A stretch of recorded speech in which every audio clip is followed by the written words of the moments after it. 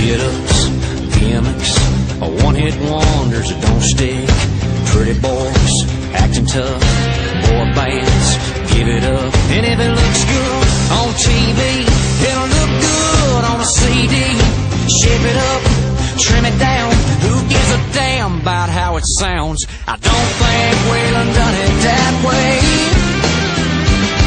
And if he was here, he'd say, Hoss, neither did Hank. I ain't dogging what you're doing, but boys, come on, let's get real. You still got a lot of food left to fill.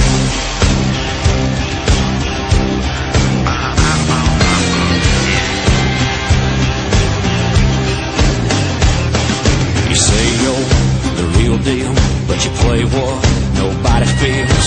You sing about Johnny Cash, the man in black would've whipped your ass, and I don't think Waylon done it that way. And if he was here, he'd say, Hoss, neither did Hank. I ain't dogging what you're doing, but boys, come on, let's get real. You still got a lot of food left to fill. Here we go.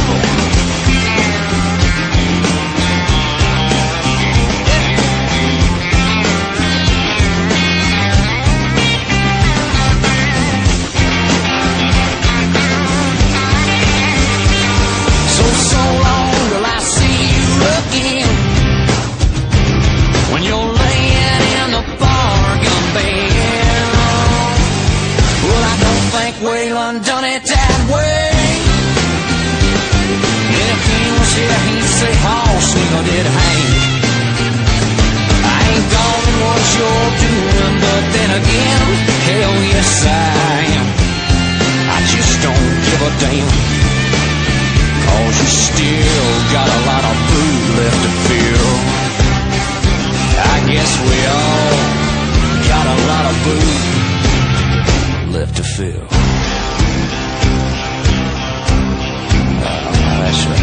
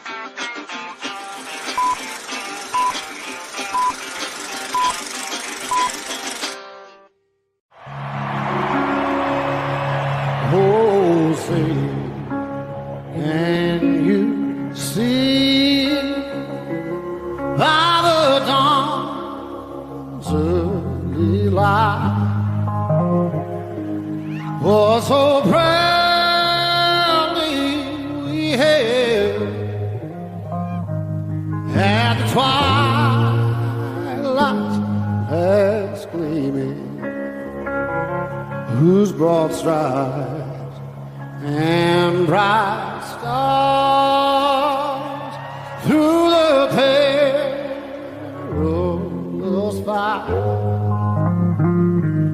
Oh, the ramparts we watched were so gallantly streaming, and the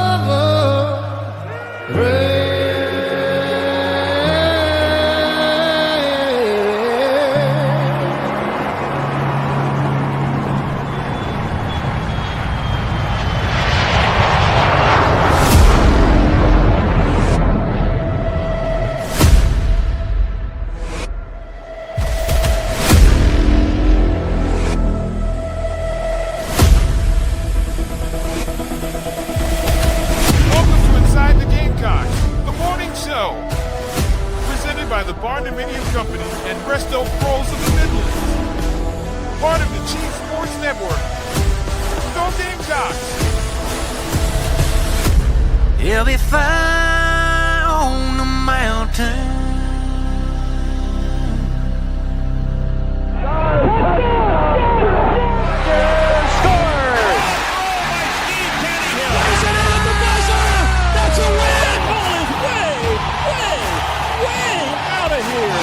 Consecutive home runs for Carolina. It is good. It's on. He's in. Touchdown. Williams with a throw to the plate. He's going to score. It's a walk-off. Touchdown, South Carolina.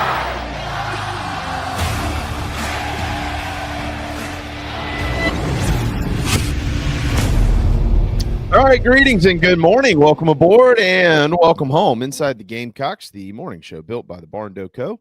and presented by our friends at Resto Pros, who are there when you need them. Resto Pros of the Midlands, Resto Pros Midlands SC.com. We, of course, are brought to you by the official snack, and it's a good one. It's a dandy of Inside the Gamecocks, Game Day Nuts. If you haven't been to GameDayNuts.net, you should go and you should order them right now. They're amazing.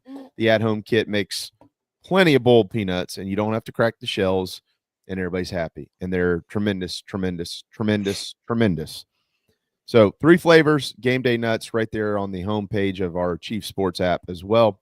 And, of course, you can find them online at GameDayNuts.net. That's Rob Williams, host of SEC. Sunday night, we've got John Whittle ahead. And we're supposed to have Garcia. He's been traveling with family, so he's trying to make it back in time. We were just chatting a minute ago. As of now, he's scheduled, but if they get delayed, then we'll just have Phil, and it'll be fine. Everybody will be fine. Last night, the league finally announced their future schedules, 9-game league schedules. We're going to get into that. Obviously, South Carolina's got Kentucky this weekend, so we'll certainly talk about that with Rob. There's other big games going on in the Southeastern Conference, and Shane Beamer meeting with the media yesterday, had some interesting things to say, and hopefully we'll get a good report tonight when the availability report comes out. He mentioned, as of now, nobody's out, but it's all trending in the right direction, and maybe that means Judge Collier will finally be back on the field as well. They could certainly use his physicality. It is a wide open Wednesday, so the folks who aren't members of our club supporting us get to come in and chat as well. So welcome, and welcome to you, Rob. Good morning. Yeah, good morning. It's good to be here. Looking forward to having some positivity heading into the weekend. I think it's been tough sledding this week here in the Columbia area to find the slivers of positivity for people looking forward. But with a team like Kentucky coming in this weekend and then heading into the bye week, I think that you have an opportunity to go into that on a positive note and definitely have a little extra time to try to get healthy. As you just said, maybe everybody's not out for this weekend, but you want to make it through this game unscathed as well, and then kind of have a week to heal up, because I do think that those health issues can become a major point of contention and a major problem, considering the other problems that we've seen from this Gamecocks team so far. You don't want injuries piling up. So there's a little bit of a light here in the next 2 weeks, and I like that. Yeah, look, I'm really not big on the must win stuff, but I mean, this is must win. I mean, if you want to meet your minimum goals this year, this game, you just can't lose it. You have to beat Kentucky for the 4th time in a row, and if you don't, then the uphill sledding is beyond incredibly steep. It's almost unattainable, if you will. And they still do have so much out there that they can achieve. It can still be a very good year for Carolina football. As a matter of fact, if you end up having a very good year, it would probably be viewed as maybe the best coaching job of Shane Beamer's tenure. When you say, hey, look, through the first third of the season, this is what they looked like. Yeah. And the final 2/3 of the season, this is what they achieved. it would certainly show you a lot. I mean, obviously down the road, they've got to figure out how to get off to better starts around here under coach, and he knows that. But we are where we are right now at 2-2, and Kentucky is obviously looking at this in a very similar manner. I mean, their season once again is kind of on the line, Rob. I mean, it's a program that they view as in the same kind of category as they are, a middle of the road SEC program who has a good year here and there, but you can have a better year by beating this group. And last year the Gamecocks went to Lexington and thumped them, embarrassed them on their home field, and they would like to return the favor. And if South Carolina continues to do the things that they've done, they'll be able to do that. So Yeah. lot to clean up. We'll talk about it. That's for sure. No doubt about it. And, the biggest thing that sticks out is obviously they've already made a quarterback change. And so there's some questions there at the most Yeah. important position on the field. And so you can watch and kind of see what both quarterbacks for them have brought to the table throughout the first couple of games that they've played. But I think that if anything, you're just able to see that they're kind of figuring things out and kind of grasping a little bit to figure out who they are from an identity standpoint as well.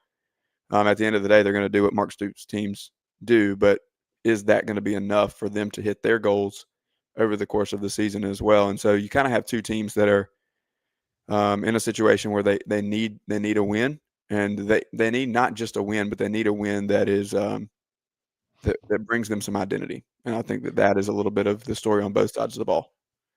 Yeah, look, I mentioned this yesterday. I'm gonna say it again. I think the score this weekend is, if South Carolina wins, look, if South Carolina loses, it doesn't matter what the score is. It's just going to be detrimental. It just is what it is. It just is what it is, period, the end. If they win the game, it is less about the score to me. I know some people are obviously, this is Kentucky, we should beat the brakes off of them, et cetera, et cetera. And that's fine to think that, and I don't think that anybody's wrong by saying that either. But it's more so about making progress towards what is left on your schedule if you win the game. As in, are they getting better at the things that they have, quite frankly, been really bad at? I mean, are they cutting down on penalties? Are they tackling better?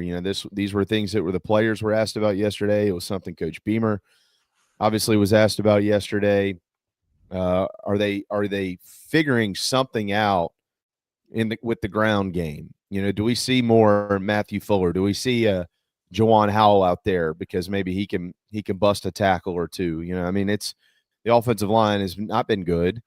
The perimeter blocking has been so at best. I mean, all of it really hasn't been very good, and it hasn't allowed Lenore Sellers to do things that Lenore Sellers wants to do and they're good at, Rob. And so, can they get those things cleaned up and start to create some sort of identity for themselves? And right now they're very much searching for that.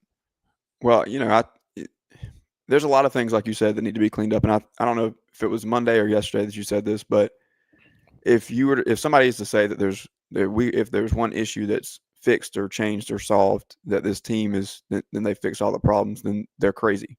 There's so many things to clean up. But I will continue to stand on the fact that if the offensive line can be serviceable, then this team is probably 4-0, if not 3-1, and we're still breaking down some other issues. But if the offensive line can be serviceable, then you establish a little bit of a run game. Like you said, it allows Lenore Sellers to make more plays. He's going to have more time to throw the football. We're not having these discussions about bad sacks as much because they're not there. And I think that if anything, watching Kentucky, I'm all about the stats and the numbers and breaking things down in that way. And if I'm writing, then I'm gonna rely on those numbers heavily. But if we get a chance to have a conversation like this, then I'm going to rely on my eyes a little bit more too. And if you go back and watch Kentucky in these first 3 games, they're susceptible to the quarterback run for sure. And you just look at what Austin Simmons was able to do on a couple of key plays. Good point. Even with his ankle kind of bummed, and then they put Chambliss in, and he, even in the short time that he was in the game, was able to make some plays with his feet. So this is an opportunity for this coaching staff and for Lenore Sellers to turn things on in terms of his ability to get things done on the ground and maybe gain some confidence in that way heading into the bye week. And that's one of the major key points that I'm looking for, because this Kentucky defense will give it up if the quarterback wants to take off. Well, yeah, they will. And here's the thing with that too. They'll also give it up through the air. I mean, there's a bunch of yards against them through the skies, and Lenore Sellers can get it down there. I mean, he can throw it as well as anybody they've seen this year. We know that. I mean, he obviously would like to have some throws back, but he can make throws that I haven't seen a quarterback that can make some of the throws that Lenore Sellers can make. It's just a matter of giving him an offense to work within where that stuff is helping you win games, not try to salvage something there. You know, I mean, be a difference maker. Allow those plays to be on the highlight reel and wins, not crazy losses, because it gets you, like the play he made the other day against or that he threw to Nick Harbor. It was like, it was, you know, 3rd and 33 or 3rd and 34 or 3rd and 37 or whatever. It was forever. I mean, that's a play that should be a first down that's giving you an opportunity to score, you know, and they're still 4 yards short of the sticks, Rob. So, I mean, it was a play that kind of broke down, but that's my point, is like, that's his ability. If they're 3rd and 10 or 3rd and 7 and you make a play like that, you got a great chance to score a touchdown on that drive. I mean, that's a backbreaker type 3rd down conversion. And they just continue to shoot themselves in the foot. But I look, I watched Shane Beamer yesterday. He ain't happy, you know, and you could see that in him. The one thing that I do know about Shane is, you know, he will get chippy from time to time with the media, and people don't love that. And sometimes he'll seem pretty happy-go-lucky, and people don't love that unless you're winning. And none of it really matters unless you're winning or losing. But his responses yesterday correlate a gazillion times with the information I've been receiving since Sunday evening, which is, they're looking at everything. There's no doubt about that. And they have looked at things, and they have made some changes. Now, how much do those meet the eye on Saturday with the 80,000 people in the ballpark? It is sold out once again. I guess we'll find out. I mean, I think there will be some things we'll be able to notice, but, you know, something has to change. You just can't continue to spin your wheels like this, and they're working hard at it. So we'll talk more about that. There's no doubt. I made it a point today to say, before I got out of the first segment, Rob, that I would look at the Wide Open Wednesday Nana Sports chat box. So we'll do that, and then we'll come back and get into some of the scheduling stuff that came out last night. Harrison, good to see you, Harrison. Harrison's a good kid. Very curious to see how this stretch without John Mateer will play out. Where Rob's here, SEC Sunday night. We're going to talk to him about that coming up here just a little later. But that is big news, no doubt. And what's crazy with that too, Rob, is he's like, isn't it like 80% or something, 70-something% of their rushing yards? Yeah, and that's been the biggest thing for me, is I've just been waiting. I've said it on the air multiple times, and I'm not trying to jinx the kid or like call for a legitimate injury, which he apparently has now, and this is a little bit of a different situation than when I was thinking. It's a thumb or a wrist? It's a thumb is what was reported. Okay. But just from a pure durability standpoint, this has been my question over and over the course of the whole season. And we had the Sooner Smiths, a couple that does a show with the Voice of College Football for Oklahoma on after their big win against Michigan. And Chad Smith, he pointed it out. I didn't even have to bring it up. He goes, look, he carried the ball 20 times in this game. That is not sustainable. Where's Jaden Ott? Where's anybody in the backfield that can kind of split this load of running the football? It's worked so far. But this is the SEC, and even starting running backs in the SEC don't carry the ball 25 times a game and make it through the season without getting banged up. This is your quarterback. And so it was only a matter of time, even if it wasn't a quote-unquote major injury, and now we have an injury that requires surgery, and he's going to be out for an unnamed number of weeks. And that's kind of been the consensus of what I've gotten, is there's multiple reports about a timeline. Venables doesn't want to give a timeline. He says that he'll be back soon or be back sometime this season. We don't know. Is really what I've gathered from people that I've asked, and kind of just looking at different angles and reports coming in. Everybody's saying a different number. So nobody knows what this timeline is really going to look like. But I just felt like it was only a matter of time before he either had an injury that like this, or you just see him get banged up enough where it impacts his play. We saw this with Lenore Sellers last year. It's going to be an ankle that keeps you out for a game too. If you have a quarterback who's going to run, and that's football these days, you kind of have to have somebody that can do both. This is the SEC, man. You're going to get popped at some point. Yeah, well, he did. We'll see if they got Kent State, but then after that, well, they're off this weekend, and then they got Kent State, and then they got back-to-back state fair games because they played Texas, and then they come to Columbia, and that is that'll be 3 or 4 days into the beginning of the state fair in the capital city. Ethan said, that's funny. Although I haven't blocked anybody around here in a while, Ethan, I don't pay much attention to it. He said these guys do a better job of blocking people in the chat box than our O-line does, that's for sure.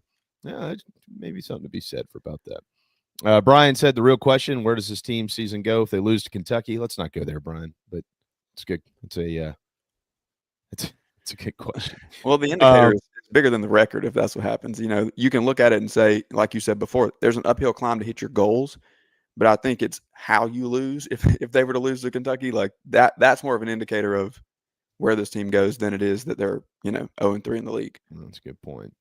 Let's see. Brian went on to say, how do you build off that for next year? It would almost send the program into a spiral. Well, look, I think I don't even want to really get there, and I'm not going to sit here and tell you you're wrong because it could. There's no doubt. But, I mean, in historical and traditional college football sense, yes, that would probably happen.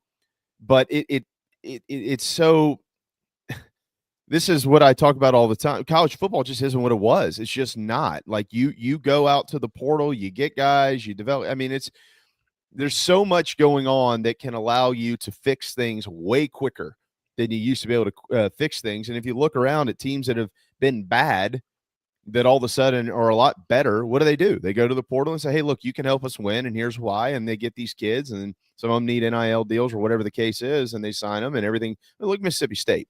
Case in point, they've been awful for a couple of years, and here they are at 4-0. They might be 5-0 if they upset Tennessee this weekend. So, I wouldn't stretch this what's going on now all the way into next September, but I certainly understand why you feel that way. Couple more here, and then we'll get out of here and hit a quick timeout. Doc said if we go out and allow those backs to run wild, all we can do is hit long passes. Winning this one will be extremely unlikely. I would say you're right about that. RLE said I would bet $1 million that Collier doesn't play till LSU. I'm not willing to take that bet, but you could be right. He also said Swain was a dog against Missouri, the only one other than maybe Busey. Yeah, Busey had a nice game in there. Swain had a bunch of tackles. Those guys are still young on defense, but I thought they played. Yeah, I thought that they played okay. Anything else that I'm missing here? No, not really. Yeah, we're good. Yeah, not really. Okay. I've kind of been monitoring myself. You made the statement on Monday about some soft plays. I will give it to, I don't know, was it Arlie that said that? Swain's not soft, so he doesn't. Yeah. You're not gonna put him in that category for sure. Yeah. Arlie, did you just say the OL has been so-so? Let's be honest. No, I did not say that. I said the wide receivers have been so-so.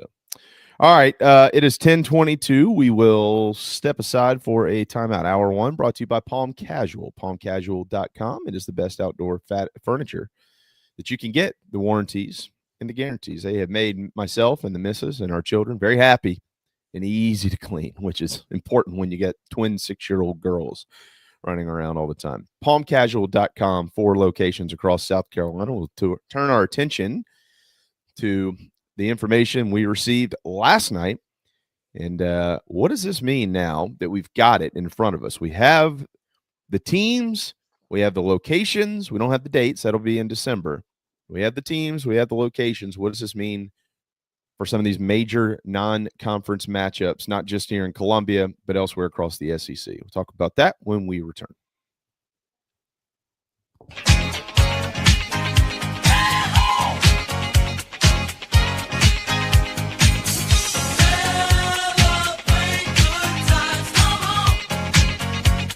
It's a celebration. Celebrate good times, come on. Why choose Game Day Nuts? They're so easy to eat. Don't have to throw the shells away. Easy for travel. It's like grab and go. Delicious. Delicious. They are delicious. Never miss a touchdown fumbling with your nuts. Visit GameDayNuts.net. Boiled peanuts. No shells. There's nothing like Saturday in South Carolina. However you enjoy Gamecock football, Gamecock Traditions has a long-standing legacy of being a part of your game day. From tailgates to touchdowns, Gamecock Traditions has what you need and want with our beloved Block C logo. Get into Gamecock Traditions in Lexington or the Village at Sand Hill, or visit GamecockTraditions.com and have it shipped to your doorstep. We look forward to taking care of your family. Go Gamecocks.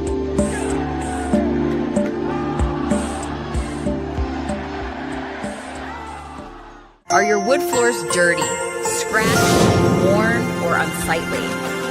Refinish your hardwood floors with Recoat Revolution, your solution for dull wood floors that need an upgrade.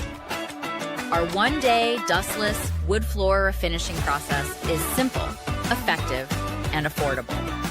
Our goal is to serve as many customers as possible, so give us a call in South Carolina, 803-397-1365, or visit us at recoatrevolution.com. Go Gamecocks! The deals have never been bigger at JT's Kia. Get 0% for 72 months. That's 6 years to pay off your vehicle with no interest whatsoever. Get the best deal for your trade. JT pays up to 25% more. JT means just in time to get you approved for a brand new Kia. We're serious about saving you money, and we're doing it with our biggest deals ever. Hurry now to 190 Greystone Boulevard, JT's Kia. Introducing this year's Carolina Jackpot $5 scratch-off ticket, featuring a chance to win up to $200,000. You can even enter your tickets into the Second Chance promotion. Step on the court for a chance to win $50, $75, or $100,000. This Palmetto Series, let's show who really runs this state.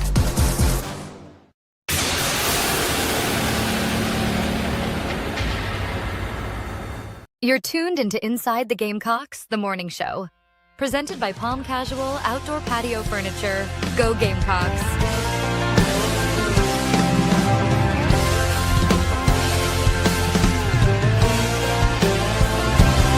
We say our prayers, sing them to the sky. Bus stop banks, barely getting by. Carolina to California, up to Illinois. Yeah, there's guys like us. Yeah, there's guys like us. Blue collar boys. It's another South Carolina defensive score. Blue collar boys. Reed's in the pocket, and so is Carolina. Here goes Alloway. Inside the 10. A huge play for the Gamecocks. Come on, Cam. Use that left hand. Oh, hurt me. Boom. This place has gone nuts. Lenore Sellers going left side. Touchdown. Oh, I'd love to see that again. It's 10:27. Welcome back inside the Gamecocks, the morning show powered by Electric Bikes of Charleston, electricbikescharleston.com. I just love those people. Major shout out to Michelle and her whole family. They do an incredible job. All right. There's Rob Williams, host of SEC Sunday Night. Whittle is up next. All right, Phil, if you don't mind, pop the 2026 South Carolina football schedule up for us. We'll start with the Gamecocks and kind of go from there. This is all of it. This is the SEC and everything else that they've got scheduled to this point. I don't know if we can make that any bigger or not, but I can read it. As you can see, Miami, Towson, and Clemson are the three non-cons. There's still no word as to what they're going to do, Rob, with the – there we go. Look at that. I tell you what, the guy's a magician. As to what they're going to do with the home and homes against the Power Fours. Carolina obviously has a Power Four scheduled. So we got it last night. Road trips next year. back to T-Town. They'll go to Arkansas. Florida, obviously, we knew they were back on the schedule. We didn't know that they'd be going to Ben Hill Griffin, but that's where they're going to go. And then they'll go back to Oklahoma, where they won last season. Be 2-0 against the Sooners. Who knows, right? But, man, I was so thrilled. I got close to guessing this yesterday, Rob. Just looking at the teams that weren't on the current home and home, I mentioned Mississippi State, Arkansas, Tennessee, Texas, and Auburn. So Texas and Auburn, of course, didn't make the 2026 schedule, but the Vols are coming back to town, which is great. Mississippi State. So a lot of this is old school South Carolina schedule here, man. I mean, Florida, Georgia, Tennessee, Kentucky, obviously, but there was a time where, Mississippi State was routinely. And you had Arkansas before as a permanent as well. So, and Arkansas was your back. Exactly. To be honest, if somebody said, hey, you can, it's your choice. You get to remove one and plug somebody else in there. I'd probably remove A&M just because I would too.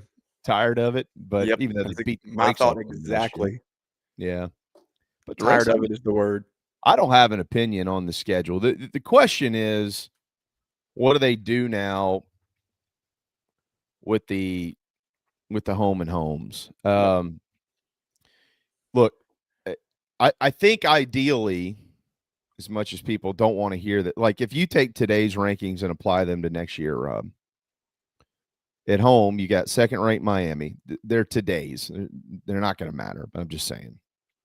You got second-ranked Miami, fifth-ranked Georgia. Knocking on the door, Tennessee, or Mississippi State. They're at number 27.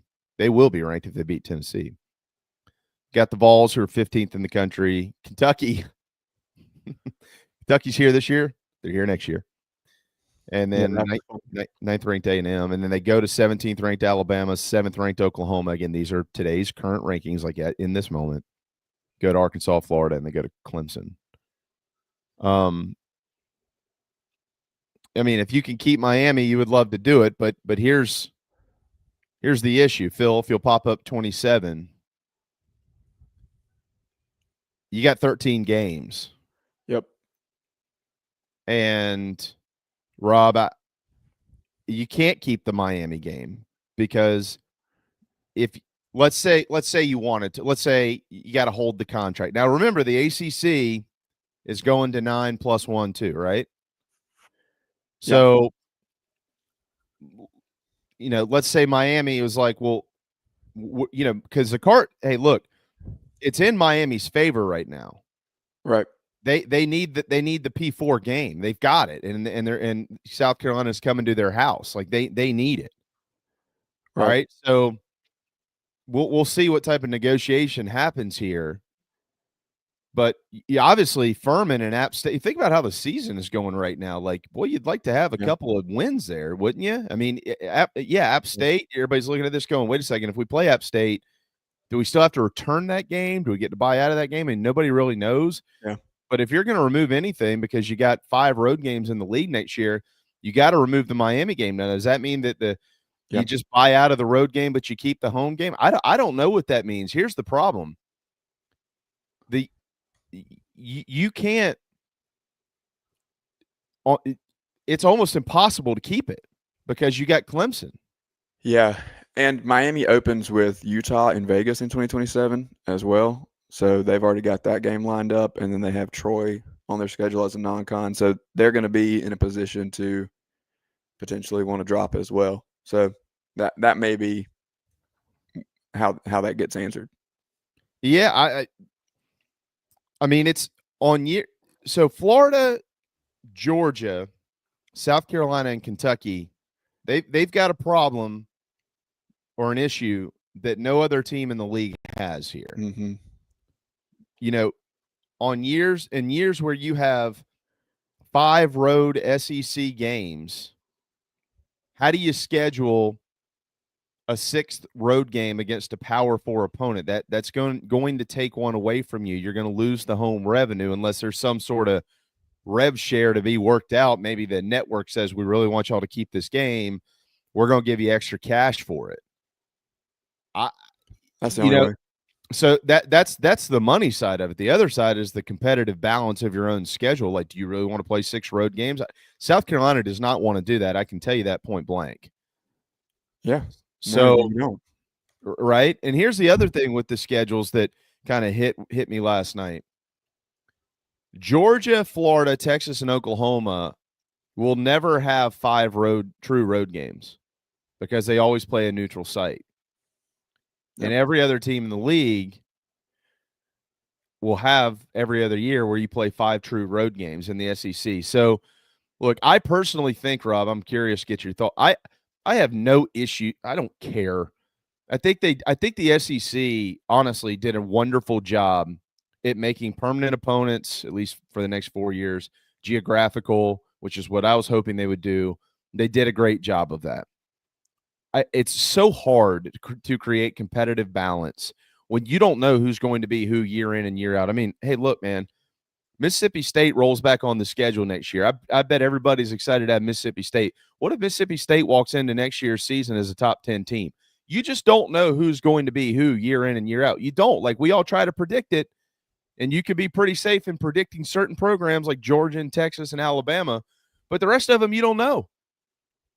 So yeah, I think they did a wonderful job. I'm more concerned with, I mean, think about this. I'll throw one more thing at you and I'll shut up. These are games that I expect to be canceled. These are games now. I'm not saying series. It could lead to the cancellation of the series, but I'm just saying just games that I went and cherry picked. Georgia at Louisville in 2026, South Carolina at Miami in 2027, Georgia at Florida State in 2027.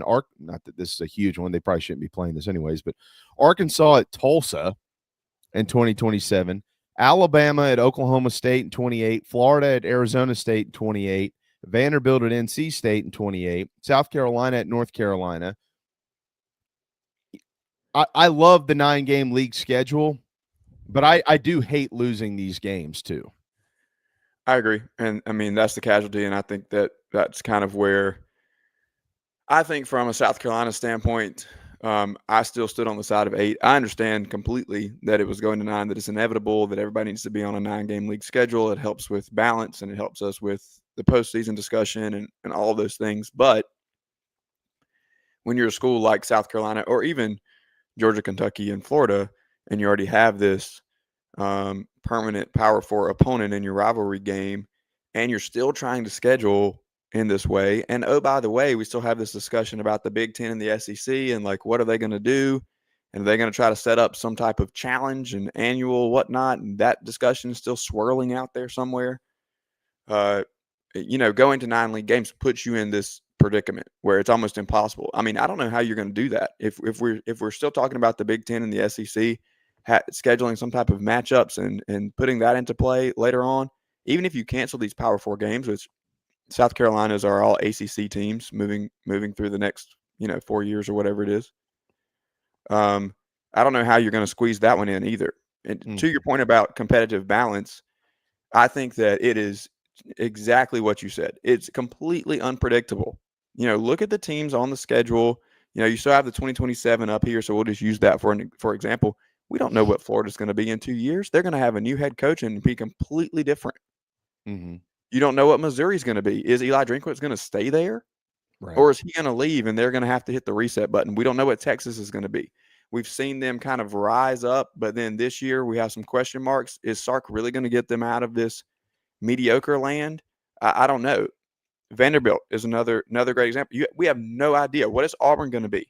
Is Hugh Freeze still going to be there in 2027, or is that going to be a situation where it turns over as well? Clemson is a great example of a team that has been perennially in the top 10, and then this year we see a regression. So, can you get somebody like a Georgia or even an Alabama that are on schedules now, or an LSU that you would think of as a top-tier team that maybe, as Mike said yesterday, takes a little bit of a dip, and you're going to get lucky. The way that this thing works out is that you're going to get schools every other year. And so it really doesn't matter. And the takes that are going to come from fan bases is, this school got ripped off. They have a tough schedule. This school has an easier road. Vanderbilt's schedule looks, seemingly easy, but they're Vanderbilt, so who knows what happens. Alyssa Lang made the point last night that the league's objective was to create competitive balance with the other 6 games in the way that they were structured, and they based it off of results from the past 4 seasons. So you get a little bit of a sample size to try to create some balance there, but at the end of the day, this is the SEC. Everybody's going to cycle, and everybody's going to be relatively good year in and year out. It's so rare that you're going to get a schedule where 6 out of your 9 teams or 5 out of your 9 teams are 500 football teams. This is not going to happen. That's not how this league operates. Well, 100%. I mean, I don't get. I'm with you. I every time I hear the conversation about which teams fall where and what road trips this program has to take versus which road trips this program has to take, et cetera, et cetera.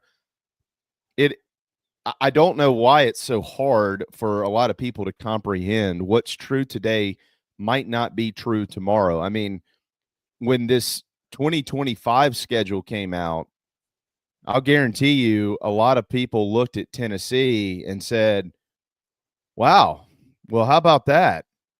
You know, they've got to go to Mississippi State, Alabama, Kentucky, and Florida. Man, they got it easy with Mississippi State and Kentucky. Their only true tests on the road are in the swamp and in T-Town.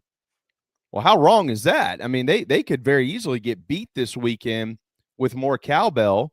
Florida, who knows what Florida's going to be on November the 23rd. That could be the easiest road trip of the year for the Vols. Could be. Absolutely. I mean, you know, I don't know where Kentucky's going to be when they get there in a few weeks, somewhere mid-October. I would like to think they're not going to be very good. But, I mean, nobody looked at road trips to Starkville and Gainesville and thought that those could be flip-flopped. So yep. I think it's ridiculous when people try to predict how easy or difficult a schedule is going to be when they come out a year or two in advance. To me, that's just a bunch of hogwash. It's kind of stupid, to be quite frank. I've been much more concerned with what are they going to end up doing now that you have to play that P4, because I'm with Shane Beamer. I mean, Dabo mentioned it the other day with Clemson, and he's not wrong. You know, we can make fun of it on our end, and we'd be right to, because the ACC hasn't been very good. You know, but Dabo said, well, I don't know. If I'm playing 11 Power 4 games and everybody else is only playing 10, it's kind of stupid. You know, what type of advantage am I giving my team by saying, well, we just need to continue to play these difficult SEC contests when North Carolina and, you know, whoever else are scheduling wins. Yep. Right. So, and Beamer has mentioned that too. Now, again, I know that they have been trying to figure out how can we maintain some of these series? Like, how can we figure out how to do this? Is there a monetary way to do it? Is there a neutral site way to do it? Is there a way for us to say, look, we'd like to have you at home, but we got to buy out of a road game, and then maybe you pick up another SEC team that comes in and plays that road game in our place? Is it financially sustainable? I mean, there are so many different ways to look at it internally as to what do you do with that final game, just that final game. I mean, I don't think any of these teams are going to be crazy enough to go out and schedule 12 P4s. But what do you do with that 11th? And, you know, now that it's out and it's on paper, and this is what I mentioned like a month ago when we first started kind of hearing about this with what the plan was.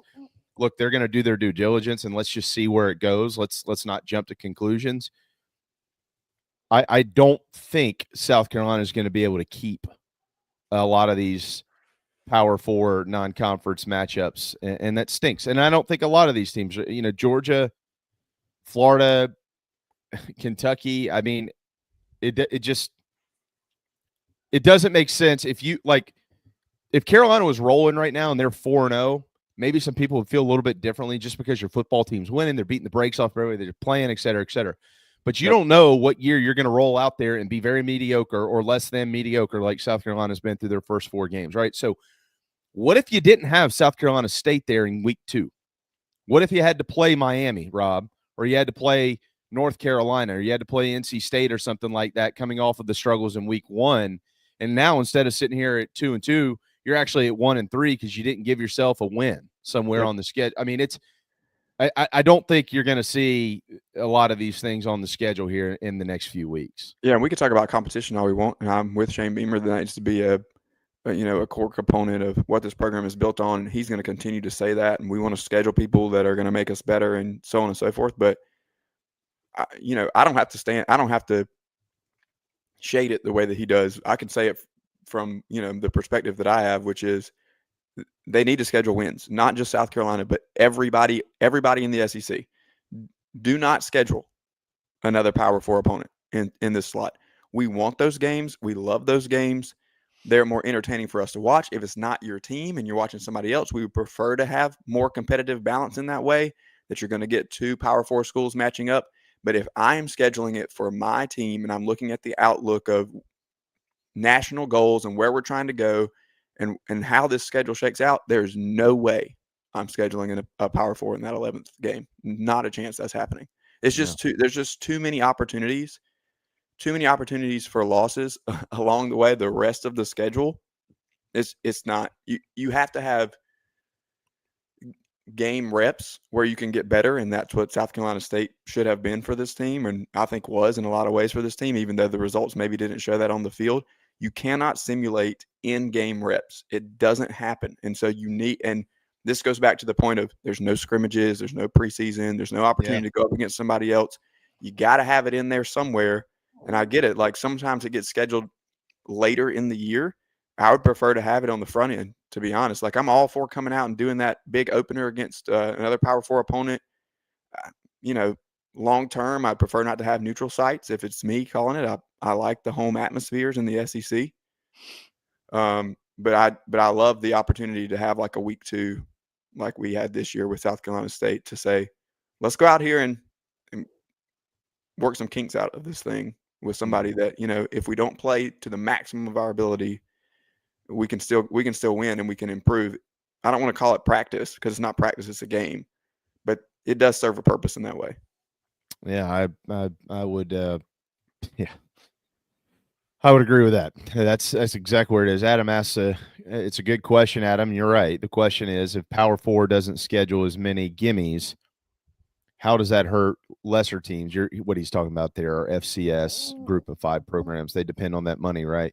They do. Yeah, they absolutely do, especially the FCS programs. And we've mentioned that around here numerous times over the years. If growing up in this state, we're used to FCS. We're used to teams like South Carolina State, Wofford, Furman, the Citadel, Charleston Southern needing that check for $500,000 or whatever it ends up being, and being able to help cover some of their expenses. I'm all for that. I think that these guys deserve it, unless there's some sort of a TV deal that comes in and is able to help them out a little bit. But right now they don't have that necessarily. So I think that now that we're seeing it with the ACC joining the SEC and the fact that everybody's going to have 10 P4s, I actually think that the FCS and a lot of the lower level G5s are going to be winners in this deal. Like, I think that you're going to start seeing a lot of them scheduled so teams can get those wins. I don't think those games are going away. I actually think there will be more of them.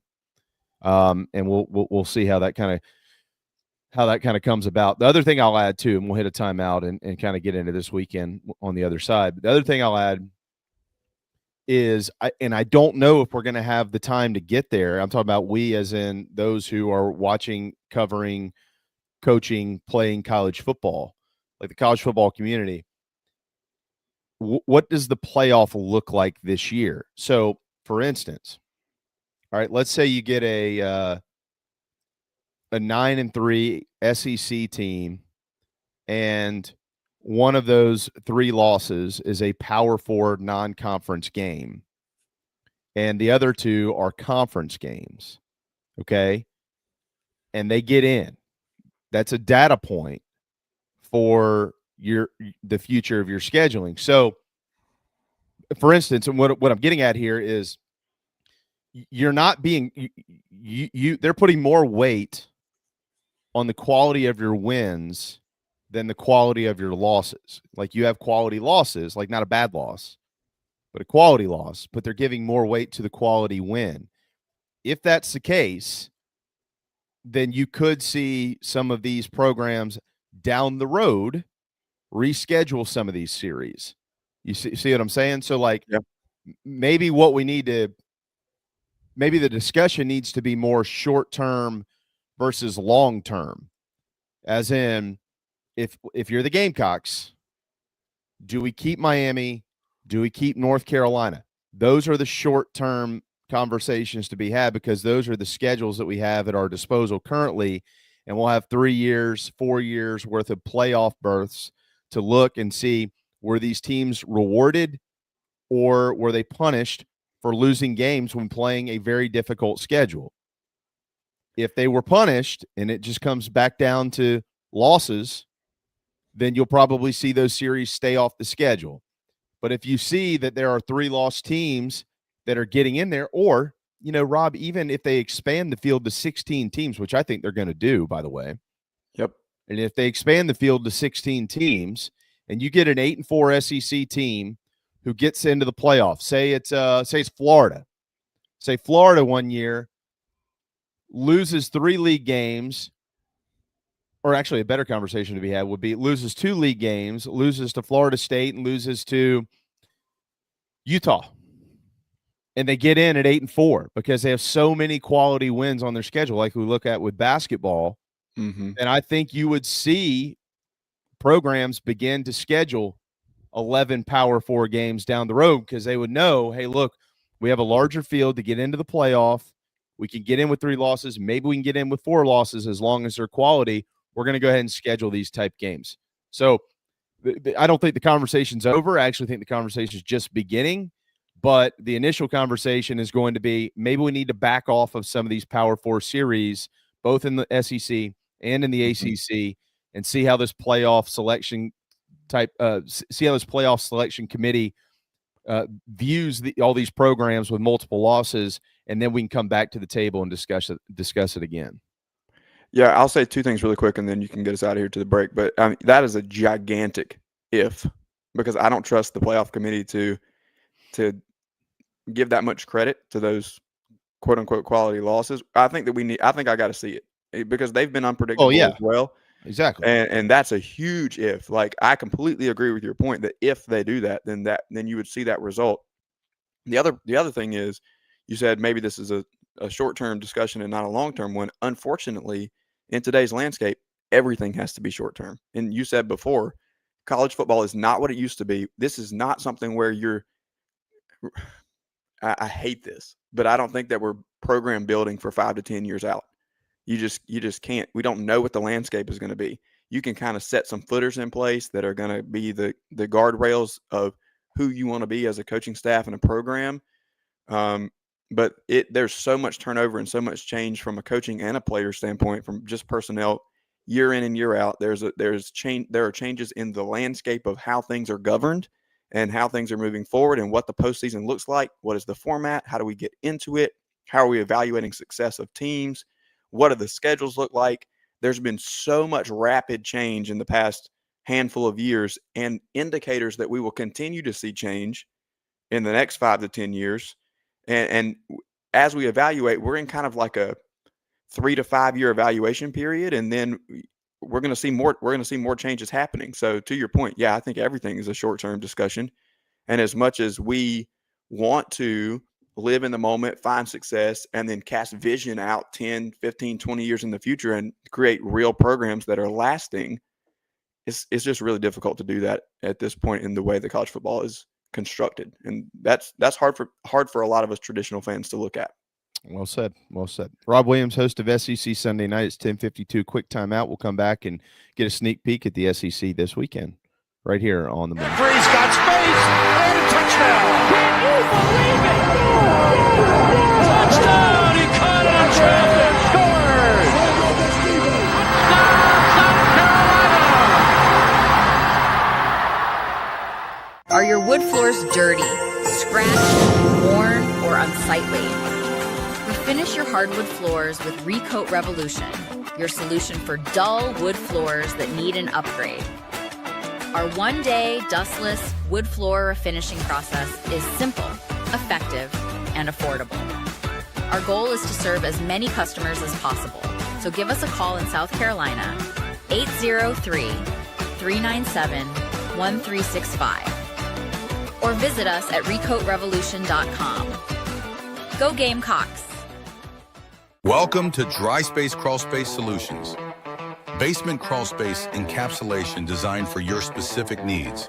Your crawl space can be susceptible to all sorts of issues, including moisture buildup, mold growth, and structural damage if not cared for properly. Let our trained experts provide basement crawl space encapsulation solutions to protect your home, improve air quality, and enhance energy efficiency. Schedule your consultation today for a safer, healthier space at dryspacecs.com. Dry Space Crawl Space Solutions, proud supporters of your South Carolina Gamecocks. The Aventon Adventure 2 takes the same basic design as the original Aventon Adventure, making it an adventure bike designed to take you places that typical roads just don't reach, allowing you to ride whatever terrain you want based on your whims of the day. Look at what you're getting. Hydraulic disc brakes, torque sensor for responsive pedal assist, great LED lighting, suspension, a beautifully welded frame with excellent build quality, included rear rack, included fenders. The list just keeps going on. Visit electricbikescharleston.com for more. Hey Gamecock Nation, my name is Kyle, longtime listener of the show and avid golfer. I wanted to take my game to the next level, but let's face it, golf is a hard game to learn on your own. I heard the ad from McKellar Enterprises and reached out to the owner and former Gamecock golfer Meredith Taylor. In just 2 months of working with Meredith, I shot my lowest round ever, and I've never felt more confident in my golf game. So if you're looking to take your game to the next level, go to McKellarEnterprises.org and book your lesson today with former Gamecock golfer Meredith Taylor. Go Gamecocks!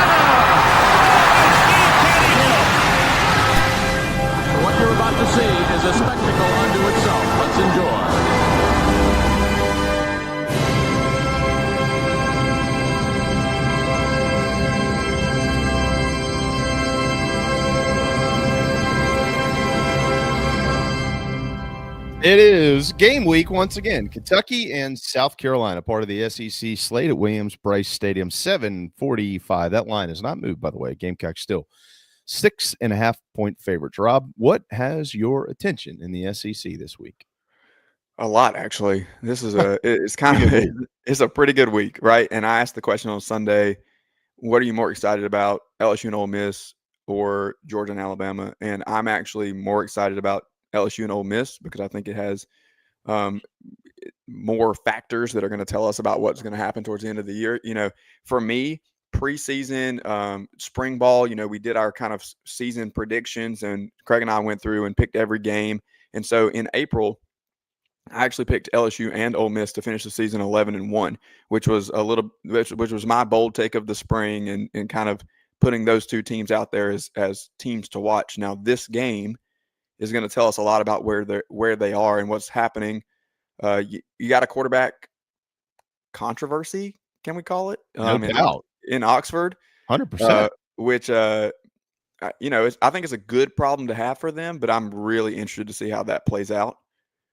And then you've had some sputtering offense with LSU, and I'm interested to see what that looks like, because I think, you know, it's been pointed out that there's been a little bit of a nagging injury with Garrett Nussmeier, and so that's been kind of used as the crutch to say why the offense has looked the way that it has. So I'm interested there. We'll do our SEC Pretty Campus Tour segment. As always, Joey will be in Athens at Alabama and Georgia. And so, of course, we're going to keep our eyes on that one. A lot of implications there. Alabama looks like maybe they're figuring things out. And I think everybody wrote them off after week 1 and that loss to Florida State.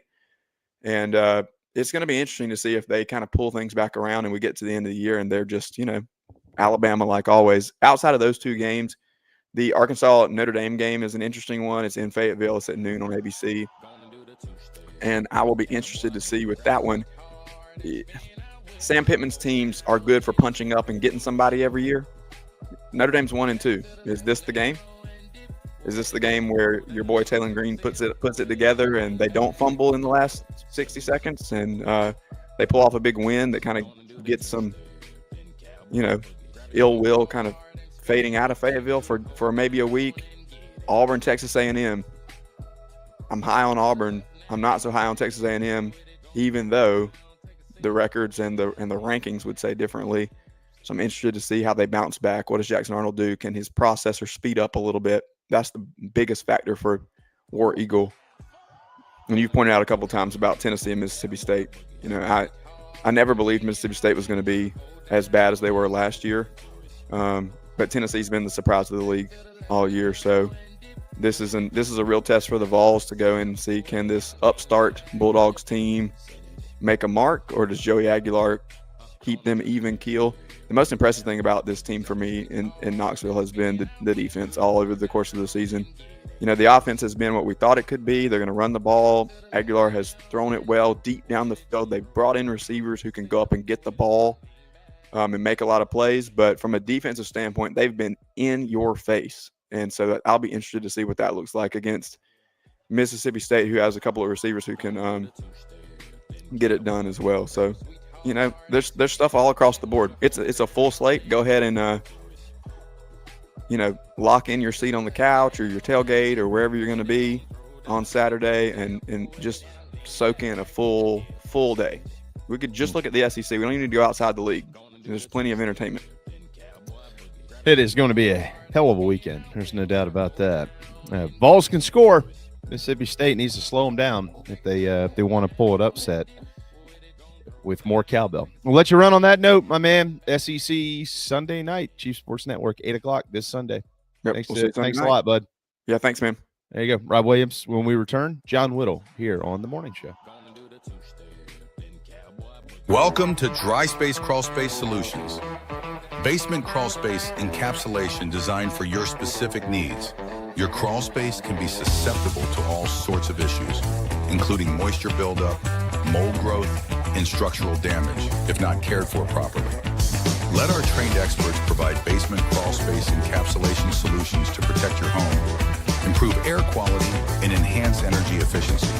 Schedule your consultation today for a safer, healthier space at dryspacecs.com. Dry Space Crawl Space Solutions, proud supporters of your South Carolina Gamecocks. Oh, man, the building is on fire. Emergencies and accidents happen. When you're in the middle of a fire or water event, all you want is for things to return to normal as soon as possible. Resto Pros of the Midlands is with you, guiding you through the process and working with you to get your home or office back in working order. They'll answer your questions, discuss procedures, and can act as your advocate when it comes to processing your insurance claim. Resto Pros Midlands SC.com. Open 24/7 when you need them. Quality that is guaranteed. Welcome to SEC Sunday Night, part of the Chief Sports Network. Every Sunday night at 8 p.m. on the Chief Sports app, the Chief Sports YouTube channel, and on our X accounts. Hosted by Rob Williams and Craig McMichael, talking the week that was and what's to come in the SEC. Join us every week for SEC Sunday Night on the Chief Sports Network. It's football season. The Barn Dominium Company wants to help you build your dream home with your dream space to watch the games and entertain your friends and family. Make your dream a reality. Visit thebarndominiumco.com. That's thebarndominiumco.com for floor plans, photo galleries, locations, and to learn more about us.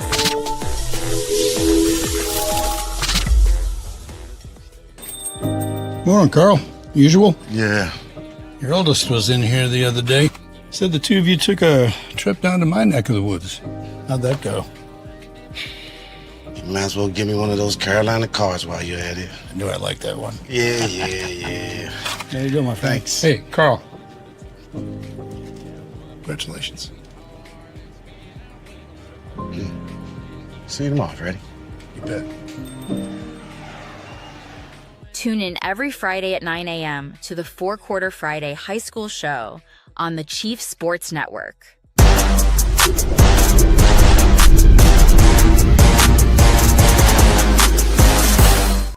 Hi, I'm Joel Lurie. If you're turning 65 this year or retiring soon, you probably have questions about Medicare. How do I enroll in Medicare? When do I need to enroll? And what plan fits my needs and budget? Why use an out-of-state call center when you can work with a local agency? At Lurie Life and Health, we'll research your doctors and prescription drugs, and we'll help you find the plan that meets your needs and budget. Lurie Life and Health. Our service is at no cost. Call Lurie Life and Health in Columbia, 803-256-2067. Visit GameDayNuts.net and order yours today. Boiled peanuts, no shells. Official tailgate snack of ITG.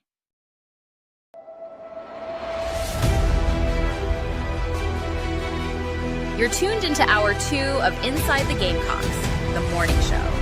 Presented by the Barn Dough Company and Resto Pros of the Midlands. Go Gamecocks!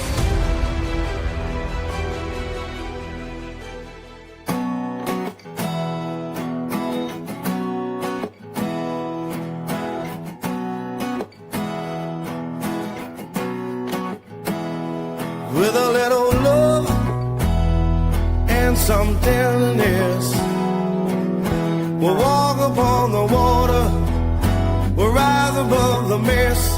With a little peace and some harmony, we'll take the world together, we'll take them by the hand.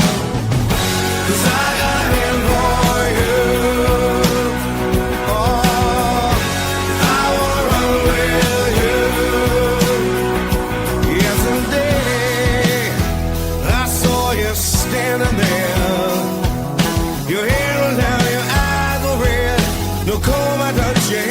I said get up and let me see you smile. We'll take a walk together, walk the road a while. 'Cause I got a hand for you, I got a hand for you. I wanna run with you, won't you let me run with you? Hold my hand, want you to hold my hand.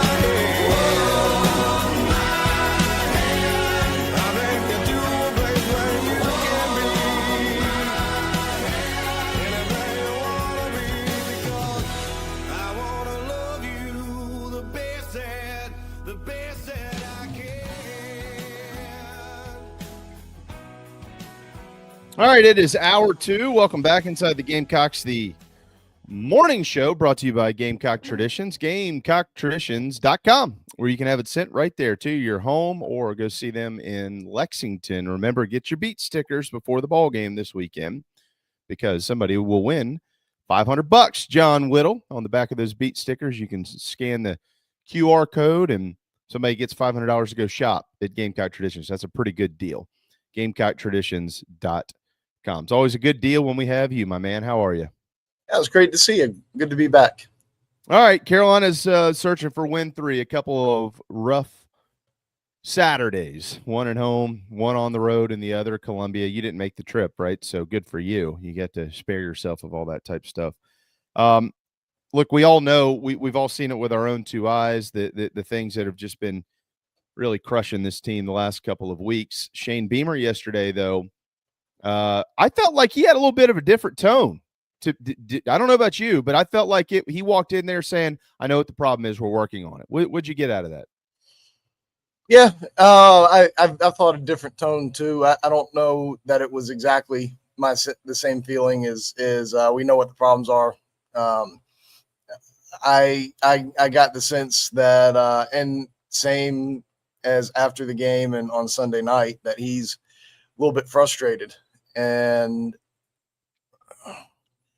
I think you're right. I think he probably does know what the problems are. I think it's about getting everybody in position to be successful and finding the solutions more or less.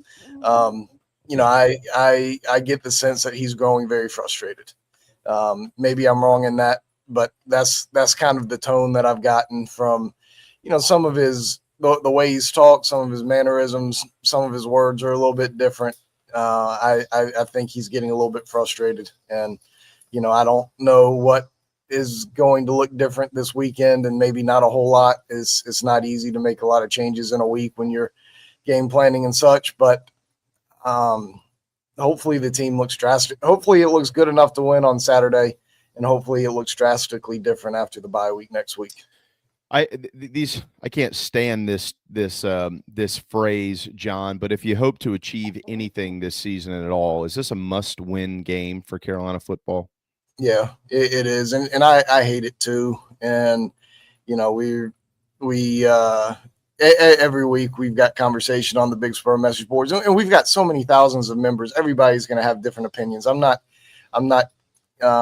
speaking negatively on anybody, but every week it feels like is a must-win week for some folks. And yeah, I mean, every week is must-win in college football, and right. So, but yes, I mean, I can kind of get behind that to some degree at this point. This is supposed to be your easiest portion of the schedule, and I think most folks, if they looked at it pretty level, 4-1 wouldn't have been terrible, but 2-3 would be inexcusable. And South Carolina is staring that in the face this week. If they can't beat Kentucky at home, 5-0 would be much more achievable than I thought 2-3 would be. Well, that's a really good point too. Look, I want to make sure that we give credit to the teams that have defeated them thus far in Missouri and Vanderbilt. But I think the thing that has really kind of caught me off guard is hearing Lenora Sellers after the game speak about what Missouri was doing to stall him, prevent him from doing the things that he's good at doing, and hearing Shane Beamer speak about it, and hearing other, I think even Mike Shula mentioned it in different words last week. But it's like, well, this is what they're doing. I'm not, John, I'm not big at firing shots off at players and coaches. You and I've known each other a long time, but when people hear that, to me, the way that I understand it is, we know what they're doing, but we don't know what to do about it. And I just don't know that that's an acceptable answer. How do you interpret the way that they've described how the opposing defenses have slowed down their offense? Well, I think they have a pretty good idea of how to combat some of these things, but it's you've got to have guys who are physically capable, and then on top of that, when they're put in position to make plays, you have to go make them. We may not be sitting here talking like this if Lenoris and Mazio had connected on that wide open deep ball in the first quarter, I think it was second quarter, maybe of that game. I mean, it changes things. I mean, if you all of a sudden hit an early deep ball, maybe they have to change a little bit of what they're doing on defense. Like South Carolina started hitting a few more later, and it all has a different effect on the game. But if you hit that, Shane is very convinced that they should have blocked that punt. If you do that differently, that changes the game. Like not everything that they do is bad from a schematic standpoint. Some of it's execution too. You're going to draw up losing plays from time to time, and plays that don't go anywhere. You've got to limit those, but you've also got to limit the times where you don't execute said plays. And South Carolina missed a lot of opportunities, I thought, the other night to make plays that were there. So that's sports, but you got to cut out the amount of those that happen. So, but it also comes down to, are the guys capable of performing what they're being asked to do? And if not, then you have to figure out the guys who are, or ask them to do something different. So, we keep seeing an offensive line that is not opening up holes in the run game. And I'll be honest, I don't think it's just the fault of the offensive line and tight ends and whoever else. These running backs aren't breaking tackles either. I mean, you expect to break an occasional tackle and get a few more yards and fall forward, or just fall forward. And, that's not happening either. I mean, the South Carolina's running backs aren't getting the extra yards. So it's a combination of a lot of different things. And, I would anticipate, or I would hope, that South Carolina will be in better position to execute a little bit this weekend. Yeah, I think I mentioned this yesterday, and it was interesting that it came up during the press conference yesterday as well with Coach Beamer. One of the things that has kind of grabbed my attention through 4 games, when you compare it to the group that they had last year that was there, is this is just from being in the ballpark and watching it for 4 straight weeks. That's all. It doesn't mean that I know what I'm talking about. I felt like they were lacking some leadership out there. That's just what it felt like. That's all. Didn't mean they don't have leaders. Didn't mean they don't have good leaders. They might, and he kind of went on to explain that yesterday. Like, we've got different leadership than we had last year, but John, sometimes that doesn't work for a certain group. And I think a lot of that too, when you look at penalties, right? Penalties have obviously, it's been atrocious. I think Carolina's 127th in the country in penalties committed this year. And just some of the silly things that they do. Generally, you've got peer accountability on the field that kind of helps keep some of that in place. And he mentioned yesterday they're doing some things that they'll see how it works this week. If it minimizes that, then he'll come back and tell everybody whatever those changes were. What out of that conversation have you gathered, or how have you interpreted that in the last 24, 48 hours? Yeah, and I asked him about the leadership. I mean, sitting where me and you sit, it was easy last year to spot who those guys were. Very and easy. Shane talked about it last spring, like spring 24, in the build up to last season, how strong the leadership was, and named some of the guys, how Demetrius Knight had come in and, grab the team by the scruff of the neck. And I mean, we know Debo Williams. I mean, we knew and could see easily who the guys were. And, it isn't easy to see this year from where we sit. And, I asked Shane back in the spring this year of, this time last year, we were talking about these guys and leadership and accountability and all these things. And, who are those guys this year? And he couldn't really name a whole lot of those guys.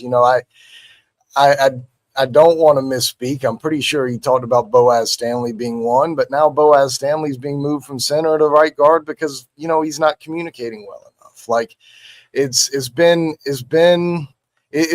different this year. And that's what Shane talked about is it's different this year. You don't have a whole lot of the vocal guys who are, stepping in and holding, each other accountable. And, any coach will tell you that the best teams have the best leadership in the players. If a coach has to lead, then the team's not going to be very good.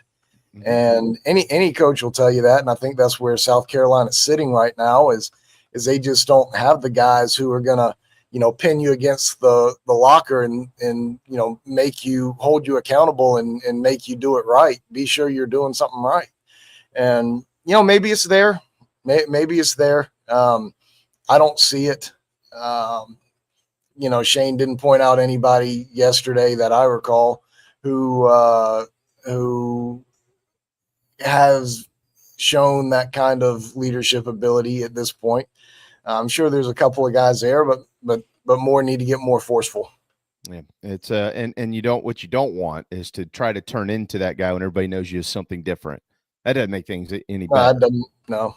And I'm just being real here. Like, you have to be good. You have to be a good player.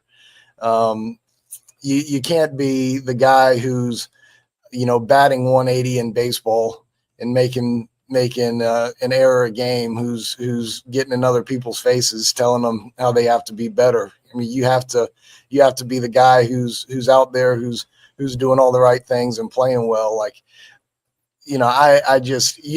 there's a level of ability that you have to be able to have your words mean something. I feel like in most instances.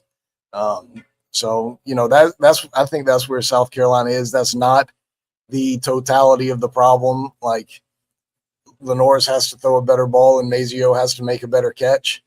But I think it's part of it. Yeah. Well, you brought up a good point. That the play from the 2-yard line. I mean, South Carolina, as bad as they played, they could have won the game, which is crazy. It just goes to show you. It's like, man, golly, if you could just be a little better here and be a little better there, you guys can win any game that's on the schedule. Yeah, but that's the frustrating part too. Is there's so many places to be a little bit better. Like, you can become a little bit better in half of those places and still not be good enough to be good enough. Exactly. And I think that's the issue. I mean, I went on, answering your first question about some of these problems, and your whole chat box over here on the right side of my screen lights up with, and we have so many penalties, and we're so terrible at this and that and the other. It's like, yeah, there's so many issues right now, and some of them are a lot of them are very fixable, and some of them are somewhat minor. But you add in it all together, and you see what you've got in the last couple of weeks. And so many things when there's so many things to fix, there are just too many leaks in the boat right now, it feels like. Man, you're exactly right. And we mentioned that this week too. You wish you could just point to one thing. Oh man, they're third down defense, or third down, they can't convert on third downs on offense. That's an Achilles heel.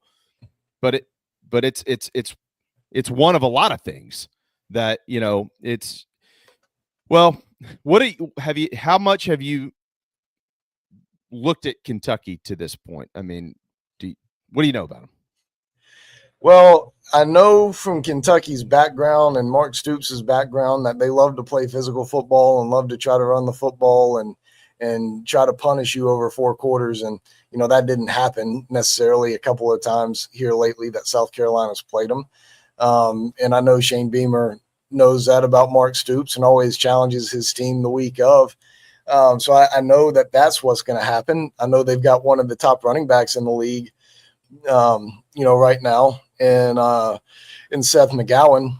I mean, they've only played 3 games. I mean, they're coming off a bye week, as I think folks know. But, he ran for almost 100 yards and 2 touchdowns against Ole Miss a couple of weeks ago, put up over 100 a couple of weeks ago against Eastern Michigan, 3 touchdowns. He's an old guy too. And, I have a feeling that Kentucky's going to try to exploit South Carolina's ability or inability to tackle and push guys back. And, I think they're going to try to be the more physical team and run the football on the Gamecocks. But, Kentucky's also had some problems in the pass defense game. They're giving up a whole bunch of yards through the air. Part of that is, playing Ole Miss, but, we'll see how that works for them. South Carolina may have found something last week in the passing game. They've tried a couple of different wide receivers or given more guys some time, I guess. Brian Rowe and Vandrevis Jacobs, and Nick Harbor's consistently played pretty well so far. So I think they're figuring some things out from that standpoint in the passing offense, and it's going to be a little bit more in how physical South Carolina wants to play, because that's Kentucky's game, is trying to out physical you and wear you down a little bit. And, we'll see how South Carolina responds. Okay. Wildcats will start a true freshman this weekend, as John mentioned the other day. Cutter's going to start Boley for Kentucky. Nice cheap fake. That was a cheap fake is what that was. You like that? Yeah, that was good. Yeah, I don't know. Hey, if you're South Carolina, maybe you just go, hey, look, we're just going to be throwing the football. That's just what it's going to be. We're just going to have to throw the football, but we'll find out. Obviously, as you mentioned, Kentucky doesn't defend it very well. What do you make of the whole SEC scheduling 4-year rotation that we got last night? Sorry. I was at the soccer game last night, so I haven't dived into it as deeply as some folks have. I was going to do that this afternoon. I just on the surface level looking at it, I look at it from my own personal standpoint first. We got 2 flights next year for me, and then the following year in 2027, I don't have to fly anywhere. I can just drive to all those road games. So that was what jumped out to me at first. But no, I love what the SEC has done here with this, and being sure everybody plays everybody home and away over 4 years. I like how they approach the 3 permanent opponents. They, as we know, and I'm sure you had discussed, they tried to balance it from a regionality standpoint. They tried to balance it from a strength standpoint. They used a lot of factors to try to balance it. And I heard a little bit of what you and Rob were talking about earlier, and I agree wholeheartedly in that it's a fruitless, kind of silly task to try to sit here and evaluate, how good each team is going to be, especially when you start looking out towards 28 and 29. Like, you don't know who's going to be on the team. You don't even know who the head coach is going to be. So, like, when I think about trying to figure out strengths and weaknesses of the schedule in the future, I'm looking more at, okay, where's historically been a very difficult place for opponents to go in and win. And, to me, when you try to evaluate, deep into a schedule, that's what you look at more than anything, and trying to figure out who's going to be good in personnel. Like, Auburn's a really tough place to go in and win, more so than maybe Kentucky is, right? So, I look at, when does South Carolina have a more manageable slate of road games? And, I think it's pretty balanced overall. And, that's what it's supposed to be. That's what it was designed to be. And I think, at least from South Carolina's standpoint, it ended up being that way. Yeah, I think so too. And to carry your point even a little bit further, John, I look at it, we cover the Gamecocks here. So my when I look at it, it is where have they historically gone in, and South Carolina specifically struggled. But Arkansas would be one. Alabama would be one as well, although they have one down there, and they almost won down there last year. And then obviously they've had a little success in Florida, but not much. So it'll be tough. The biggest question is, what do they do with the what do you think now that we've got it on paper? The ACC is following suit with the SEC, the 9+1 model starting next year. What do you think happens to these home and home non-cons, at least in the near future? I think it's a near future conversation, not down the road necessarily. Yeah. The one next year with Miami, you said down the road. I mean, I hope they hold on to this Miami one, just selfishly. I mean, that's one that I've been looking forward to for a while, and hopefully they hold on to them. I don't think you're going to see those, at least with South Carolina, going forward too much. That's hunch more than intel. I haven't gotten to speak with anybody over there yet, and as far as how they want to approach it, that's some information I'm efforting as we speak to try to figure out. But it doesn't make a whole lot of sense if you're South Carolina and you have Clemson on there. Every team is going to have to schedule somebody. And so I think you're going to see some really good games, across the SEC.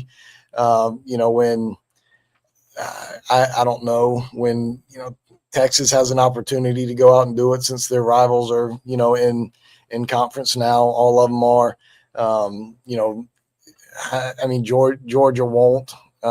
Florida will continue to schedule at least one of their highly regarded out-of-state opponents or out-of-conference opponents. I think you'll still see some high-profile games in the league, but, not like what we saw in, week one of this season. Yeah, Florida, Georgia, and South Carolina are the most notable, and Alabama, are the most notable teams in the league that have consistently been scheduling 10 and 11 P4s.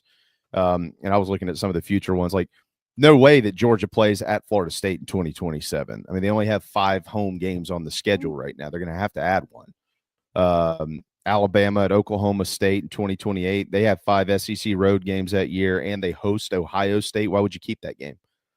Why? There's just no point. Florida at Arizona State. There's a bunch of them to look at. I think if the playoff ends up changing, John, and they end up going to 16 games, and all these programs in the next 3, 4, 5, 6 years have some data points to go off of, and they're seeing 9-3 teams get into the playoffs. Maybe an 8-4 sneaks in because of 4 top 10 losses or something like that. Maybe you'll see some of these series start to come back. I mean, none of them have been canceled, or at least most of them haven't been. But I think you're going to start seeing that, and then maybe down the road you start seeing them reemerge. But none of that has to do with this week. It's Carolina and Kentucky. They'll play at 7:45 Saturday night. Before we let you go, anything else on the Gamecock sports agenda? Baseball, softball, hoops, they're beginning practice. What you got on your mind? Yeah, hoops started yesterday. Men's hoops, women's hoops started on Monday, so they're fully involved and engrossed in their full-time hours. They've been on the court, I think, about 10 hours a week. Over the last few weeks as they got back into school. So, we're ready to get that up and running and, see what's happening over there at the courts for both of those teams. Men's soccer won last night, 1-0 over Queens. I know that may not sound like a good win. Queens was number 30 in the RPI going into the game last night. South Carolina made a nice little jump in the RPI, and they'll about to go hot and heavy into conference play. They're 6-3-1, which isn't a bad mark. There's one bad loss in there. You'd like to be 7-2-1, at this point. But, South Carolina's in position to make a little noise in the Sun Belt, and we'll see how that goes for them. And, Shelly Smith is always rocking and rolling over there with her ladies. And I know they were in a scoreless draw the other day with Florida, and I think they beat Alabama, about this time last week. So, they're always playing well. She's got a machine. Hey, real quick here, the men's RPI, I've got them at 48, John. I guess they were at 61. Now they're at 48. What is ideal for the postseason? 35, 30. Okay. Only 48 teams is you probably know, but maybe not everybody out there knows. Only 48 teams get into the men's soccer tournament and women's soccer tournament for that matter. So the field is smaller. You've got to be a little bit higher in the RPI. So, Sun Belt is always one of the top 2 or 3 RPI conferences in the country. ACC is usually ahead of them or right there. Same with the Big Ten. They're all 3 kind of right there. So South Carolina is going to have an opportunity from an RPI standpoint to get some really good wins. Sun Belt is not a league that I think folks typically think of when they think of college sports as being great, but it is in men's soccer. So they've got some opportunities out there. All right. John, we always appreciate your hard work, brother. We got another late one at Williams-Brice this weekend, so get some sleep. We're almost through look, we all love night games when you're winning. No. Well, they're better when you win. Yeah. The media don't like night games, period. And that's what we've had so far. But I certainly don't like losses in a night game at home on a message board when everybody's been drinking all day and wants to come in and post. That's come on. Those are awful for me. I'm glad the fans enjoy them. I'm certainly happy for night games for everybody, especially in September. I'm happy that this is the last one for a minute and we can maybe see a few afternoon games here. Yeah, we could be dealing with some rain again this weekend as well. We'll have to see what happens with this system out there. It's easing its way towards the East Coast and how that meshes with the cold front that's coming in. Meteorologist Bradford here at 11:30 on Wednesday morning. John, thanks, buddy. Great to see you, man. We'll hopefully have a more positive conversation about Gamecock football next week. That'd be wonderful. It'd be great. For a million different reasons. That would be wonderful. Fingers are big time crossed. Thanks, man. Have a good one. There you go. John Whittle with thebigspur.com. Thebigspur.com. Make sure that you are a subscriber to thebigspur.com. All right. Again, GameDayNuts.net, the official tailgate snack of ITG, the morning show and the show. Bad news. Garcia is stuck in traffic. He's not going to be able to make it. They had been traveling and he's been trying to get back. He said he's going to try to do it from the road. I said, not on I-4. So we won't have Steven today. We might try to squeeze him in tomorrow, though, maybe, or maybe even part of the preview show on Friday. So we'll return. We'll have Phil, we'll have JC, and we'll have more here on the morning show.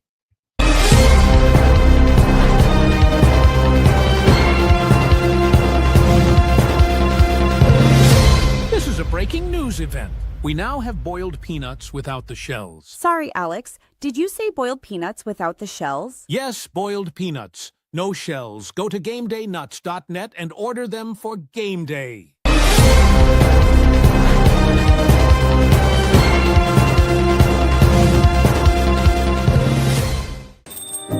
Morning, Carl. Usual? Yeah. Your oldest was in here the other day. Said the two of you took a trip down to my neck of the woods. How'd that go? You might as well give me one of those Carolina cards while you're at it. I knew I liked that one. Yeah. There you go, my friend. Thanks. Hey, Carl. Congratulations. See you tomorrow, Freddie. You bet.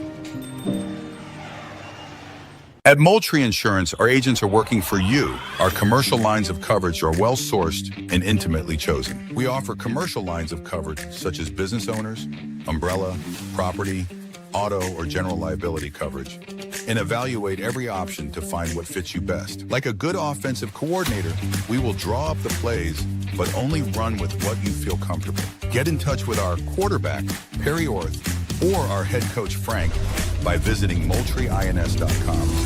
MoultrieINS.com. Moultrie Insurance, proud supporters of the South Carolina Gamecocks. Nana's Porch presents a Southern staple delivered right to your doorstep. Nana's Porch locally crafted pimento cheese has been a hit for years at weddings, tailgates, and other events. Now you can order online and have it sent to your home. Visit nanasporch.com. That's nanasporch.com and click the pimento cheese tab to choose between their original pimento cheese and their jalapeno smoked pimento cheese set.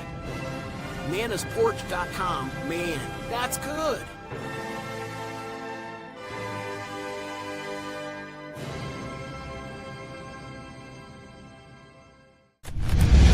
Ladies and gentlemen, here it is.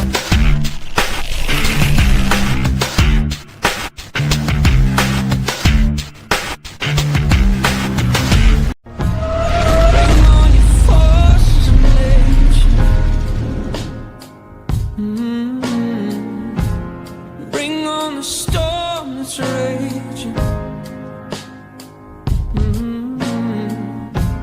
If you get lost in the shadows, there's a fire inside you. Be the light that guides you. Come on, carry your flame. Carry it higher. Even in the darkness, carry your torches. Come on, carry your flame. Set the night on fire. Even in the darkness.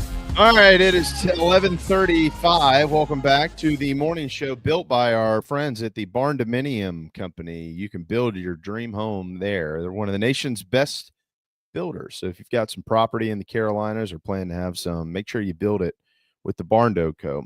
We also always are presented by the South Carolina Education Lottery. People are getting rich off these guys, Mad Dog. $5 Carolina jackpot scratch-offs. They are available now. So if you go get they're the lottery tickets with the Gamecock logo on them. They're $5 and you can win big. And over 244,000 students have won big because of the South Carolina Education Lottery. Scholarships and grants funded since 2002. Over 244,000 of them, thanks to this sucker. See sceducationlottery.com/education wins. Also, you can check your game odds and details there. I hate that we couldn't get Steven in this week, but we're going to try it. He's looking to see if he can get in on Friday. But you're well, if you take your shirt off and say a bunch of bad words, you'll fit right in. I've been known to do that. Good. A little less now in my current form. Placement. All right. Pardon me. I'll take a peek because it's wide open Wednesday, so I'll take a peek over here at the Nana Sports chat box. Hey, Lauren. Lauren said that video gives her chills. Well, that's the intent. So thank you. Glad to see you. Hunter asked, does the new league schedule affect the time of year that the Gamecocks will be playing Clemson? No, that game will still be at the end of the season. Max said, no way Vandy or Missouri has a better roster than us, but more talented don't always win. Well, I mean, that's kind of been the theory for the last couple of days. They outplayed South Carolina, but if you lined up 100+ guys on both sides of the field and you got to, what's that show? You get to, or you could, what is it? What are the shows where you get to pick your girlfriend or your boyfriend or whatever? It's like The Bachelor or like The Bachelor or Love Island. Yeah. You're looking for whatever they are. I don't know. I missed you walk down the east sideline, you walk past Carolina, and you walk down the west sideline, you walk past Missouri or Vanderbilt, you're going to pick the Gamecocks roster. And I think that's where a lot of the frustration, it's not like people have been coming into the season and looking at this football team and thinking, man, I don't know if they got the guys. Nobody thought that, actually. As a matter of fact, it was quite the opposite. It was, well, how many teams are actually more talented than the Gamecocks? And it's not always how it works out, as we're unfortunately finding out. As Ethan says in the Wide Open Wednesday Nana Sports chat box, make sure you order your pimento cheese. By the way, mine is in the mail on the way here. We play the best when we are underhyped, not overhyped. I would say that that's been generally true over the years. Obviously, with the exception of a couple here and there, right, Phil? I mean, in 2011, they were pretty hyped. And they played pretty well. Same thing in 2012, same thing in 2013. Not the same thing in 2014. But that's that one era. I mean, that's where like when you're in grade school and you're learning how to, which comparables do we use for this formula, right? Oh, well, this one you throw out because in science, this doesn't equal this, so that one doesn't matter. You have to use this one. That's kind of the outlier. Like that era of Carolina football is the era. So it's kind of the outlier when you have that conversation, in my opinion, of, well, generally when they are expected to be good, they're not very good. And when they're not expected to be very good, they end up being okay. Like last year, I think a lot of folks thought they'd get to a bowl game. I don't thought many people were willing to go as far as saying they'd win 9 games and beat the teams that they did, including Clemson again at the end of the year. And that's one of the other things that I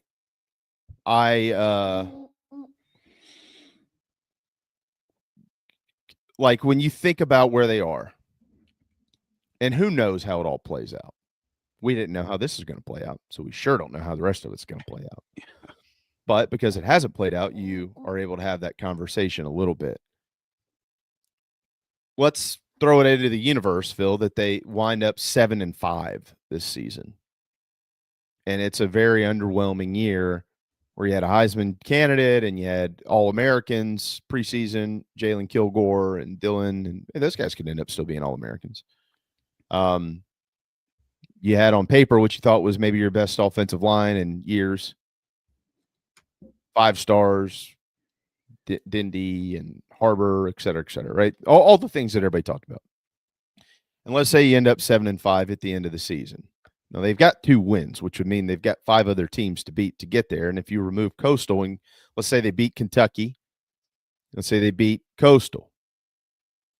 All right, now you got to get 3 more.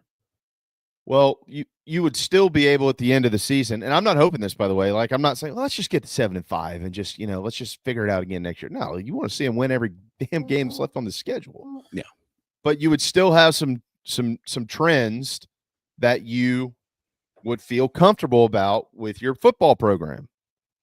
One, if you do beat Kentucky, that would be your 4th straight year. Wasn't long ago they had lost 7 out of 8 to them, right? You would once again feel good about that with them coming back to town next season. If you beat Clemson, that's taken them down 3 out of 4 years, Phil.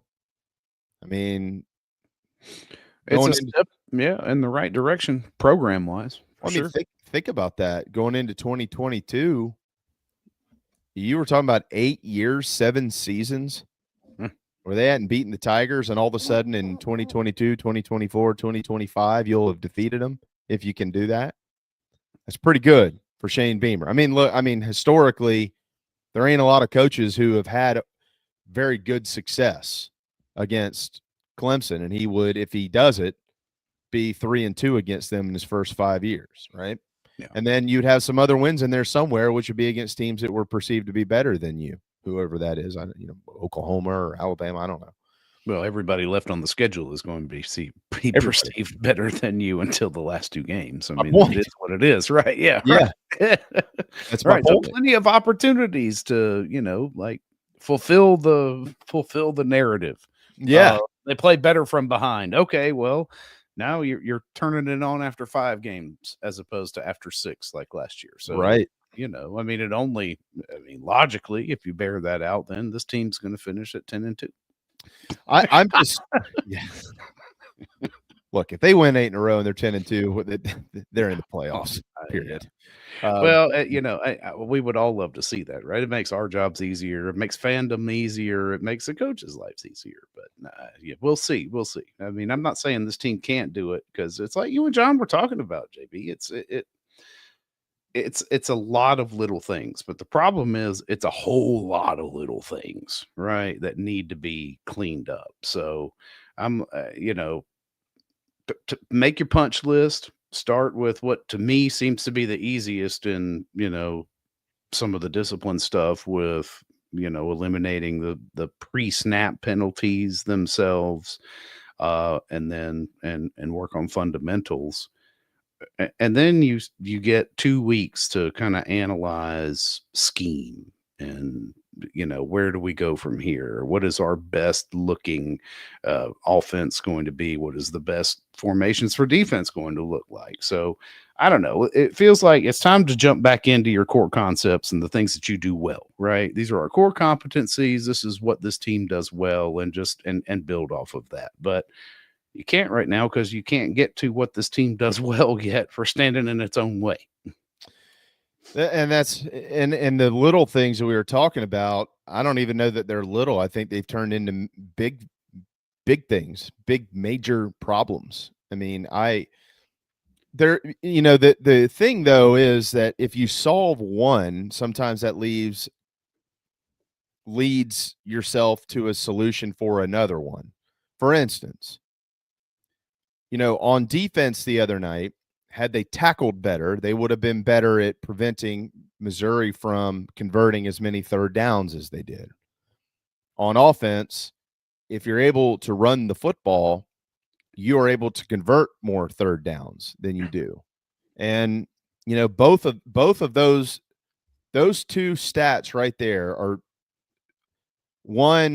they're so far apart, and they're both totally negative for the Gamecocks and how many they've given up and how many they have converted. And that has led directly to things like time of possession.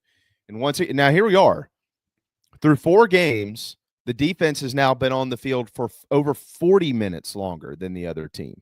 Yeah, that number keeps going up. That's wrong. That's going the wrong way. It's horrible. Do you know? I mean, what that does, right? Like, you're just flat worn out by the middle of the season if you are always on the field. It just is what it is.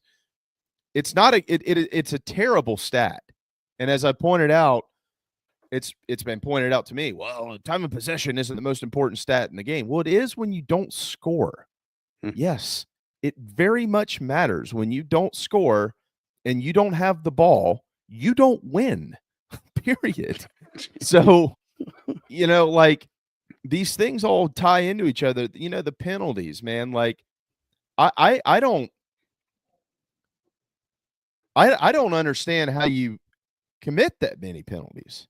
I've never understood it.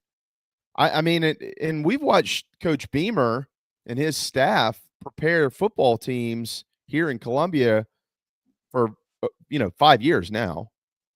This isn't what they're known for. They might have a game or two here and there, Phil, where things are off their rocker a little bit, but it's not like some plague that's been around the program his entire tenure. It's not like he spent the last 8 months just disregarding penalties in practice. They haven't done that. They are very focused on the details, but for whatever reason, this group hasn't been able to fix the problem. Now, we'll see what they got in store this week. He did hint at that yesterday. I mean, we spent months and months and months talking about Rasul Faison, and he has thus far this year, the impact he's had on this football team has been, largely nothing. Underwhelming. That's the first word that came to my mind. Underwhelming. Very much. And by the way, that's not like a personal shot at Rasul Faison, just so everybody knows here. I think we're going to look back and be like, look at this kid in the NFL, and we couldn't get him going. Like, what in the world was happening? Yeah, and then that harkens back though to a very dark period. Well, exactly. It's just like, oh God, we're not developing talent into NFL. Talent is good, but the object of college football is to win games, not develop talent for the next level. Before we went into the season last year, do you remember I threw out the hypothetical of what we don't want to see happen? We knew that defense was really good. We said it before the season over and over and over. We knew what was coming. John Strickland talked about it. I talked about it. We knew what was coming. And what I kept saying was, man, what you don't want to do is get to the end of the season and then get into next year's NFL draft and go, oh my gosh, look at all these guys that are off in the NFL. And it feels like we just wasted this group entirely on defense. You remember that conversation? It was around this time last year we were having it, maybe a little bit before. Yeah. And fortunately, we were able to feel the excitement of what that, because we finished strong, right? They close it out. That didn't happen. And it didn't. No, they took advantage of it. Like what happened, we knew was going to happen. You're sending a bunch of guys to the league. They're going to the league. And what we didn't want was, well, God, I don't want to look up in 2 or 3 years and go, man, all those guys played on the same defense and they weren't very good. And I had the similar feel to the offense this year. To be honest with you, like it's 2025. So if you tell me right now in 2028, if you say, hey, look, man, in 2028, I feel like Lenora Sellers, Rasul Faison, Nick Harbor, Josiah Thompson, Kaysen Henry, Trevon Ball, name a freshman wide receiver. Brian Rowe's been my guy for months, so I'll throw him out there, Phil. But pick a tight end. You want to pick? I know Mike Smith's been a little banged up, so I want to give him some grace. But Mike Smith, Dingle, whoever, all these guys, they're all on NFL rosters. We don't have to go to 2028. Let's go to 2027. They're all on NFL rosters in 2027. And then you look back in 2025 and you're like, ugh, that's what that offense did with all these dudes that are playing in the NFL? How did that happen? Yeah. And it's, you know what I mean? It's a crossover fear from last year, just on the other side of the ball. Yeah, you're right. And I think the narrative was true, the same opposite narrative was true heading into this season, in that you're going to need to rely on your offense to kind of pull you through some of these early games while the defense settles in and gels. And the difference year over year is the defense did precisely that last season. It kept you in games and all of this. And while this year's defense is keeping you in games, the offense is not giving you near enough production, right, to be able to bail out this defense who's trying to figure out how to play all together and what it looks like now a year after we've got Dylan Stewart tape and people are, keying off and making sure to neutralize that threat off the edge. You've been seeing flashes from the defense. And, Lord help them for being out there for almost 3 quarters more than the offense through 4 games. I mean, if that trend continues, then heading into the bye week, your defense has been on the field for an entire game that your offense didn't play.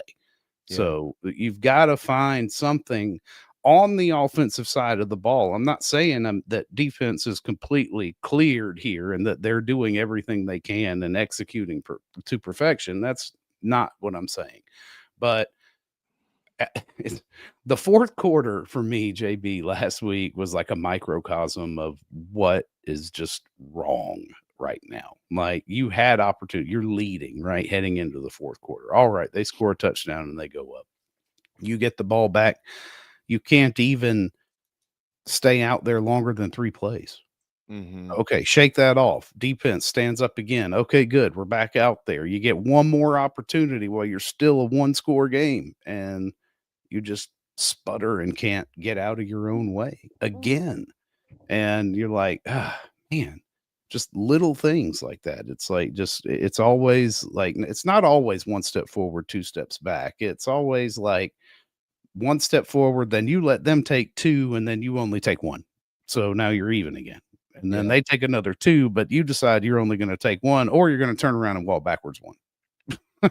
Right. You know, I mean, it's so all over the place. But if there were even, I don't know, just a touch of that complimentary football in the fourth quarter, then you would have probably come out with a win on the road at Missouri. I mean, you were that close. They let you hang around. Yeah, somebody said it in the chat box earlier too. It's like Missouri's got to be beating themselves in the head because they outplayed the hell out of Carolina, but let them stay in the game.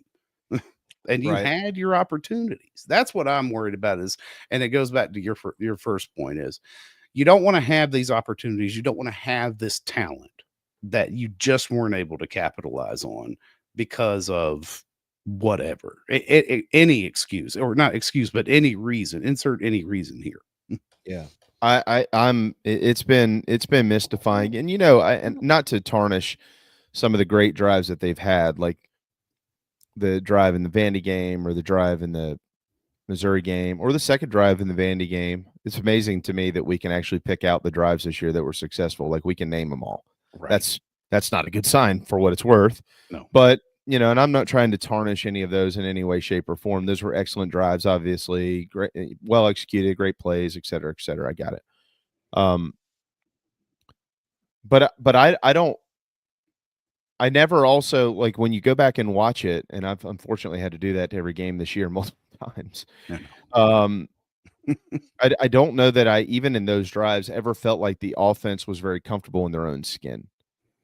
And what I'm getting at here is, when you watch offenses who have an identity, while they may stall from time to time and they might have issues, you might have a bad drive or whatever the case is, they don't relinquish their identity. And like, we saw that with Missouri and we saw that with Vanderbilt. No, this is who we are and this is what we do. And yeah, we might have a bad drive. You might stop us, and that's okay. But we're still going to come back and be who we are. And I feel like when South Carolina doesn't have an answer, they don't have an answer. You know what I mean? And that's what's really, really been pretty scary, in my opinion. I mentioned just a little bit ago to Whittle, and I'm saying this like kind of jokingly because I'm not an offensive coordinator or a head football coach. I'm just an observer with a microphone, and probably some people out there that would rather me not even have this thing. But if you literally can't run and you don't, and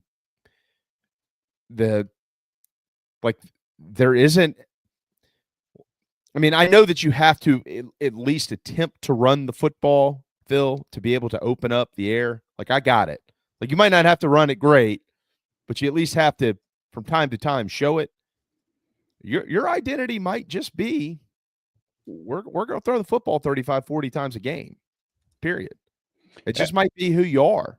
Yeah. But when you see a team that finds its identity, it's like, it looks like it's humming along and clicking. Right. Like, so if your identity is going to be, hey, we're going to pack this box, we're going to max protect inside a pocket, and we're going to chuck it down the field and let our athletic receivers, challenge the hell out of your corners on islands. Fine. That's fine. But it doesn't look like that's what this offense wants to do 100%, right? This offense looks like its identity is in a more balanced attack with an X factor of a quarterback who we know can be elusive and get the extra yards and make the extra play and take the extra look downfield when he's on the rollout. Yeah. But that feels like what this identity is, but it is not what's manifesting itself on the field. Yeah, So that leads to that disconnect, I think, that you're, because I feel it too when I watch. I'm just like, man, they really ran the hell out of that drive or whatever, just marched right down the field, put it in the end zone. It was good, but it was like, it looked like they were, I don't know, having to cut through spider webs in some sort of Indiana Jones adventure to get there. They did it, but at the end of it, you're being chased out of the cave by a rock and barely escape. Yeah, I mean, again, like if you feel like Sellers, Sellers has certainly missed some throws, whatever. I I'm don't so, even I'm so tired of over analyzing every little thing that he does. I know he has. He knows he has. Blah, blah, blah, whatever. But like also our best offense this year has been him throwing the football, period. Like it's Lenore Sellers with the ball in his hand when he throws the football. And quite frankly, the best thing that this offensive line has been able to do this year is pass protect. It's not always perfect, believe me. And if it gets very predictable, they might not be as good. I got it. I understand all that, Phil. It makes sense to me. When you're predictable, you're very beatable. I hear you. But also, if that's the best that they can do, look, what do we do well? Well, pass pro is serviceable. Does your quarterback throw it decently? Yeah, he throws it pretty good. All right, well, maybe we should just throw it more. You know what I mean? Like, I know that like some people don't want to hear that. Well, they got to get the run game. I'm with you. Believe me, I know that. We all know they have to run the football. But if your best offense is with the guy who's the best player on your football team throwing the ball, then maybe that's just going to be who you're going to be. And you just need to figure out how to make that better than everything else and see if the run game can be somewhat manageable or serviceable off of that. Fine. But I mean, that's literally the only thing that's worth it. Name one time this year where we've actually successfully run the football, because there isn't one. There's not one drive where they've run the football. So maybe that's just who they are. Maybe they're just going to throw the ball. I don't know. I don't know what we're going to see this week. I mean, Shane hinted that they're going to be doing some different things. They're working on it.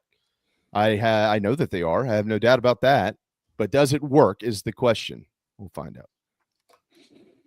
Hey, JC. Hello, gentlemen.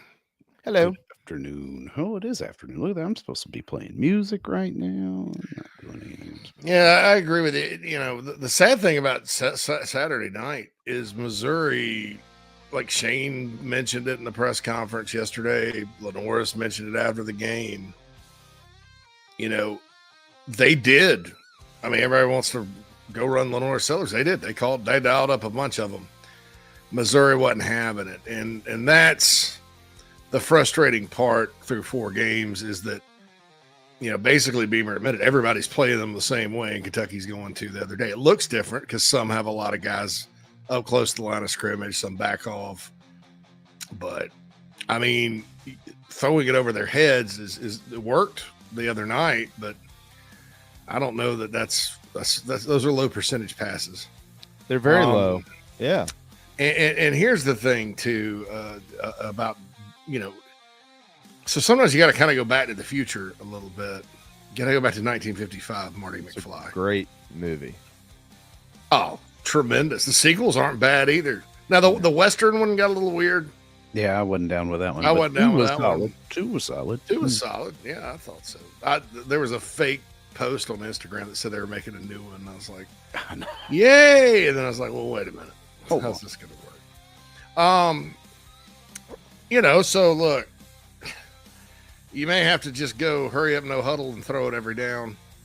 But you also, I think, could maybe get a little creative, go back to the future a little bit. I mean, look, defenses are obviously scheming to stop the run game from last season and what Carolina's been trying to do. Get in the I formation and 21 personnel and run a toss sweep. Now, blocking is going to be problematic, but Maurice Brown's going to get there. Yeah, right. He's going to get there and hit somebody, and then somebody's going to cut it up. You know, I mean, you got a fast back and phase on that can get to the edge. You know, you do that 2 or 3 times, and they're all confused because it's a relic from the past. They'll change their defense. I mean, you know, that's what you have to do. That's why play calling's important. And I thought it was feast or famine for Mike Shula the other night. I respect the fact that he went deep and said, all right, they can't cover us. Let's just bombs away. I would have probably done a little more. But then, you know, the run game, you have to recognize that and not just keep beating your head against the wall. And I mean, somebody's got to say something about that. I mean, it's weird that happened. But, you know, I'm not saying the I formation is the answer. I'm just saying that you have to try some different things. Whether that's draw play, you know, something like that. And not just say, well, we're going to throw it over their head and hopefully they back up and we'll have room to run, because then you have this little thing called blocking that you're not doing, and you have mass confusion out there. I'd make some serious changes up front on offense. Honestly, 74 and 50 would be on the bench this week. I mean, it's not nothing against those guys. They're just not getting it at all. And, you know, if Kaysen can't go at right tackle, I would put Tree at left tackle. If Kaysen can't go, put in Shivers. I mean, and just asses on the bench are a great motivator to get it right and play with discipline, which they're not doing, and haven't for a while. I mean, this running free stuff is for the birds. I don't know what you can run against that, but it also looks that way because what Carolina's run offense is doing, they're running a play that the defense is designed to stop. Well, that's what I was getting at with Whittle earlier, man. Yeah, that's why you audible and stuff. You know, that's what I was saying earlier. It sounds to me, and again, I'm not trying to. Yeah, I am, man. I don't know what they're doing. I don't know what they're doing. I don't know what the play call is. I don't know what they do all week. I have zero credibility to sit there and try to tell the South Carolina football team what they should and shouldn't be doing, because I don't know what they're doing. But all I said to John was, I'm just listening to the responses. And when I've heard Coach Shula and the players and Coach Beamer, they've all said the same thing. I mean, they're not lying. They're telling you this is what they're doing to stop Lenore Sellers. That is their game plan. And my point was, what sounds to me like what we're saying is we know what their game plan is, and we don't know what to do to get around it. Like, we haven't been able to game plan around their game plan. That's what it sounds like to me. Yeah, it's exactly. That's all I'm going. I'm with you, man. I'm not claiming to. I mean, look, I use the I formation as an example because Nick Saban was talking about Tennessee getting in the I one time. He had to call timeout because the kids didn't know what to do because you just don't see it. I'm just talking. You know, in football, there's a reason. In all levels, the quarterback audibles or the OC will change the play at the line of scrimmage because you're looking to see how they're aligned and like, okay, this is not going to work. Let's get the hell out of it and change the play to something that does. I don't know how often that's going on. I've not heard of a whole lot of college offenses. It's supposed to be, I mean, pro style quarterbacks change the play all the time. So I'm just like, I'm baffled at that and the play up front on offense. I just, you know, it's bad. And it would be a different story if this were 2023 and you're playing true freshmen and guys that aren't ready to go and stuff like that. But you're not. I mean, I just rattled off starting the second team offensive line. That means they have depth. All these guys are big, and these guys are, you don't play, people are like, oh, they're soft.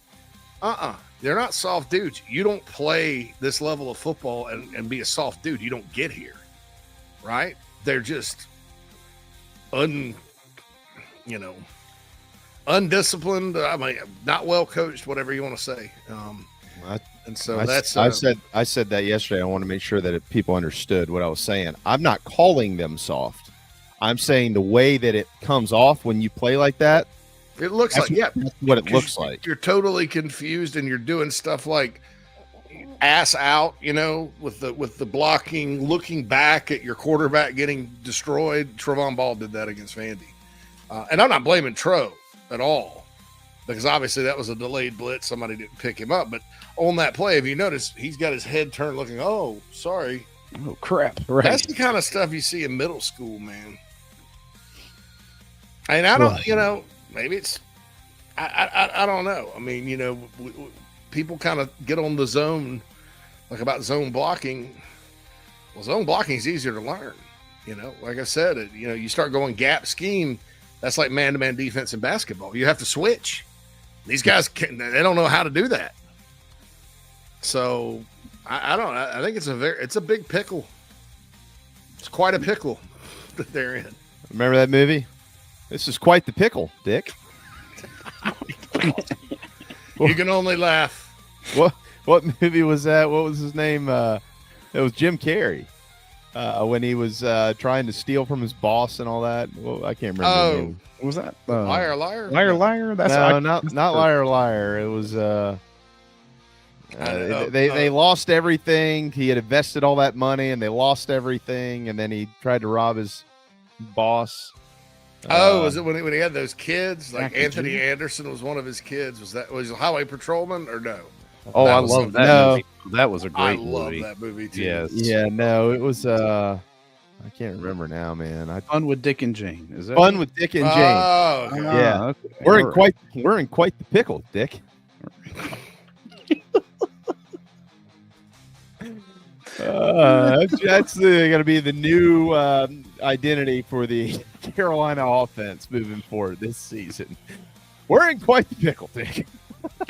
It's once again 3rd and 37. What do we do here?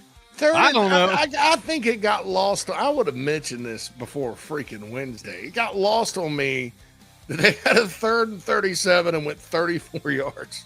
Right. What? And then how many times is that going to happen this year, though? Because in Atlanta, they had a 3rd and 33 and went 30. I know. That's what I mentioned earlier. I'm like, man, just think about if you could be in 3rd and 10. Don't get you that was a run that 3rd and 30. It's just it sucks. I mean, it's got to get better this weekend because Kentucky. Kentucky's defense is not as good as it's probably one of the through 3 games not a stellar Kentucky defense. So it's a chance if you go out there and play well and clean it up. You can have a good night, but they're going to play discipline and play their assignments. Yeah. That goes for their offensive line too. So I don't, I don't know, man. I'm going to try to be positive today on Wide Open Wednesday. That's right. For what it's worth, and I'll get out of here on this. The morning on Saturday looks like thunderstorms in Columbia, 50% chance of rain. Saturday night, they're saying partly cloudy, with showers developing later at night. The game's, of course, scheduled to kick off at 7:45. There's a lot that's going to change between now and then with this system that's kind of forming out there and how that ends up impacting this other system that's coming through, et cetera, et cetera. But I would say there's a chance of rain, whether that means it's a rain out or not a rain out, but a rain delay or anything like that. Who knows? But you could not get any. I mean, hey, the South Carolina State game, it was like 0% chance of rain, and we were delayed for 2 hours. So, man, one time I was in college, I think New Mexico State or one of those 2000 games early, New Mexico State or Georgia won. I was living in 5 Points. It was a monsoon at my condo. I got in the car, went to Williams-Brice. It was sunny and 90 degrees. Yeah, it's crazy. and it never rained at the stadium, so that was weird. Just no lightning. That's it. Just no lightning, please. Yeah. Rain, that's one thing. Hey, we had lightning at my stepson's game the other day, so I'm like, good, because he was injured, and I was like, good, we can get out of here. And they didn't call the game. Felt like those refs. Stay out of the way. That's right. All right, tomorrow's Thursday. We've got Fab Five tomorrow. We have Hale tomorrow. We have Justin tomorrow. We have Perry tomorrow. Mike will pop back in for the Fab Five. Another full boat getting towards the end of the week. So, all right, boys. Y'all have a great day. We'll see you tomorrow at 10. Sweet.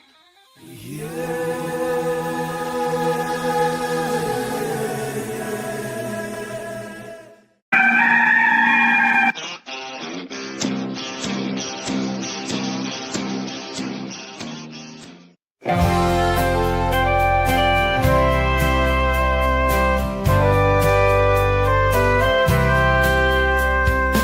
should not have screamed in terror that fine day.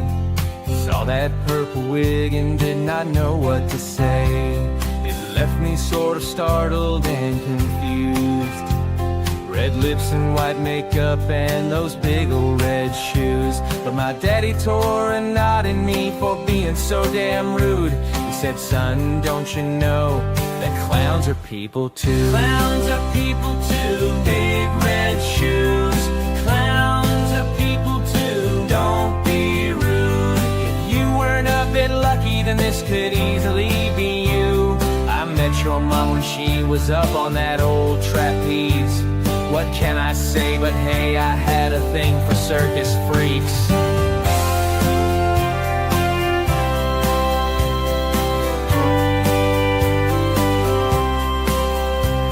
I started watching Bozo and warmed to the movie It. Killer Clowns from Outer Space to me was a big hit. Some people like McDonald's because of Mayor McCheese. But Ronald is my homeboy now, and Krusty and Pinky. Clowns are people too, big red shoes. Clowns are people too, don't be rude. If you weren't a bit lucky, then this could easily be you. I met your mom when she was up on that old trapeze. What can I say but hey, I had a thing for circus freaks. Clowns are people too. Clowns are people too. Now I own some tiny horns and got me those red shoes. I don't know much, but know one thing that's true. If you don't know anything, just know that clowns are people too.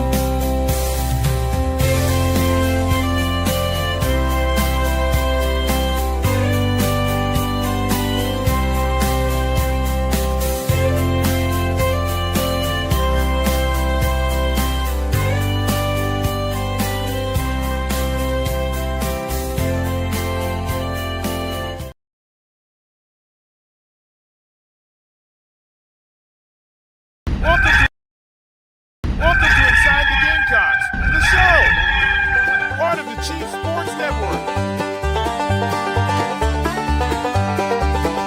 Mad Dog's upstate raised and reared up near the tater patch. He flirted with that upstate team, now bleeds garnet and black. It's been almost 2 decades since JC started Big Spur. He may live outside of Chicago, but he's all Spartanburg. It's the show, the Gamecock Show. ITG, Phil and JC, it's the show.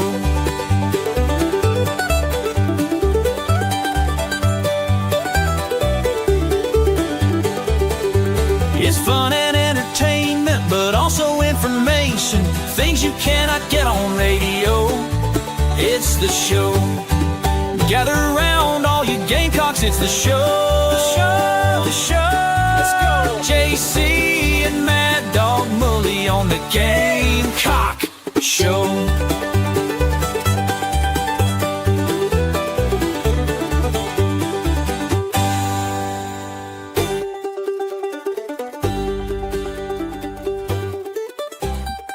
Welcome in, everybody. It is Inside the Gamecocks, the show here on a wide open Wednesday. Hop on in on Wednesdays and let your voice be heard there in the Nana's chat box. You can call us anytime, though, at 803-250-1297. That's 803-250-1297. Get in on the voicemail line. We'll be happy to play those in our Gamecock Graffiti segment at least once a week. If you do it immediately post-game, it might be good enough to make the rant. So if you're about 70 beers deep and you got to tell Shane B or something, man, hey, let's put this out there. I want him to hear it. So all you Tyler from Spartanburgs out there, just go ahead and get your calls on in to the voice line. We've got schedules, JC. We've got an opponent coming up here in Kentucky, heading into a bye week that Carolina needs to win. I'm not going to say must win, but they definitely need a win to feel good and gain some confidence out of this team that looks like it's just bleeding it right now. I'm saying must win, and must win for this team. You know, I always say team, program, job. For the program too, though, man, because I think a lot of success in college football, we see teams turning around all the time. You know, Carolina included last year. There were some better signs last year, just to be honest. I mean, you lose a 3-point game at home to LSU, a 2-point game at Bama. You had one bad game. The issues with this year's team have been pretty consistent, so it doesn't, give you a lot of hope. But can it be turned around? Absolutely. I think what the coaches are saying about mistakes is true. The problem is they're not being fixed. And they're compounding on top of each other. That's the problem. And that leads to confidence. You beat Kentucky this weekend. Let's say things go well on offense, which Kentucky's defense isn't very good, but I don't really care because they only scored 17 against South Carolina State. They need a good game. They need a slump buster. Yeah, you're right. I mean, and they need a slump buster. And unfortunately, it's an SEC spider web team that runs the football, tries to run it down your throat. They're coming in with a young quarterback who they like, who plays with some moxie. So I think it's a tough matchup for the defense. I think the offense pressure really is on the offense to go out there and score points, put them, make sure you take advantage of it. I mean, this is a Kentucky team that's given up 600 yards total passing against Eastern Michigan and Toledo. Toledo is a run first team, and they threw for 270 yards in the opener, lost 24-16. Ole Miss couldn't get any passing going. Austin Simmons threw 2 picks. He was off that day. I don't think we've heard much from him since. It's been, what's the guy's name? Trinidad Tobago? Trinidad Chambliss. Yeah. It looks fantastic for them, by the way. Simmons is just off. There's something up there. Obviously Kentucky got up 10-0, but then Ole Miss just lined it up and ran it down their throat. Just ran it all over them. So I don't know how good this Kentucky defense is. What I do know is they're going to have a good plan, and they're going to come in and try to play tough and disciplined like they always do under Mark Stoops. So, I don't know what needs to happen. I know people are frustrated. I get it, but it's an opportunity. So you beat Kentucky, you take care of business, you go into the open date, and it gives you a little more leeway to fix some things, to say, hey, let's look at this. Let's look at that. Let's look at this. It's a lot easier when you're not preparing for an opponent to look at different packages and things like that. And you go to LSU and you shoot your shot. Then my guess is, just based on Gamecock luck or fortune, John Mateer will definitely be back for that South Carolina game. I read a lot of different things, though. Some say it's like, they're all according to sources. I guess it depends on who you talk to in the Oklahoma football building. Right. According to sources, some say probably after South Carolina. Hopefully he gets back. Then some say hopefully back for South Carolina. Then some say hopefully back for the Red River Shootout, which is before the South Carolina game. I don't think any of that matters if you don't fix the offense, because Brent Venables' defense is going to destroy South Carolina's offense as it stands right now. They're a little different. They probably won't drop as many people. That's just not his thing. So maybe the matchup's a little better, but they had a really good game against Carolina last year. Yeah. I can't imagine them trying to block those dudes with what they're putting out there right now and not being able to run the ball. And then you have Alabama coming in, and Alabama's got a big couple of tests before they get to you, and you don't know what they're going to be like. But what you want to be is a more confident football team heading into the teeth of the schedule. And all that talk about John Mateer and LSU and Alabama and Texas A&M, it doesn't matter if you lose to Kentucky. Because at that point, heads are going to start to hang. People are going to start to question. Kids kind of, they tend to check out sometimes. I mean, all the talk about any kind of big goal is out the window. You're just looking at a bowl game at that point, and the expectations are shot, and everybody there can just look in the mirror and blame themselves. Yeah, right. Because it's not – this is not a team that everybody overhyped and said, oh, they're really, really good. It was a very honest offseason about South Carolina, both nationally and locally. Hey, they've got some talented players and some pieces. They're going to be inexperienced. They have to replace some guys. But, they got Lenore Sellers. They got Dylan Stewart. These other guys can play well. Personnel-wise, they should win. It didn't say SEC championship. Didn't say playoff. But they can go against this schedule and compete. And when you got Sellers, you got a chance in every one of them. They're not giving themselves a chance right now. Right. There's just no chance. And then it's not just players. Beamer mentioned it too. I don't think I'm saying anything that hasn't been said. It's coaching as well. And I keep getting back to that astonishing quote from Lenoris after the game that basically they're playing right into the hands of the Missouri defense. So I don't know what the plan was running the ball Saturday night. I don't even know who had a hand in it or what, but that can't happen. No. And somebody, I don't care, press box, sideline, whoever, you got a lot of folks. They have to identify that and go, all right, well, what else do we have in the arsenal? Or do we just need to throw it every down? Gamecock Joe, it's wide open Wednesday, by the way. Every Wednesday, Nana Sports Chat Box is not for members only. So I'm going to bring this up and finish my point here. Gamecock Joe says defenses know 70% of our offense is between the tackles. Pocket passes are inside zone. So defensive players don't have to think much. Exactly. Which is why, I mentioned the I formation earlier during crosstalk. Throw in a wrinkle. Throw in a wrinkle. But I really believe widening the splits on the offensive line and spreading them out. You don't have to go Tennessee level because that's not your offense. I mean, you go out there and start trying to do stuff that's totally different. Lenore Sellers is going to, it's not going to work. But I don't understand in college football for the life of me. Even Will Muschamp, when he was hired, how far wide was 65 yards is the field width? I thought it was like 53 and 53. It's 53. Yeah. Even he said, we want an offense that's going to make you defend 53 yards sideline to sideline, 100 yards in zone to zone.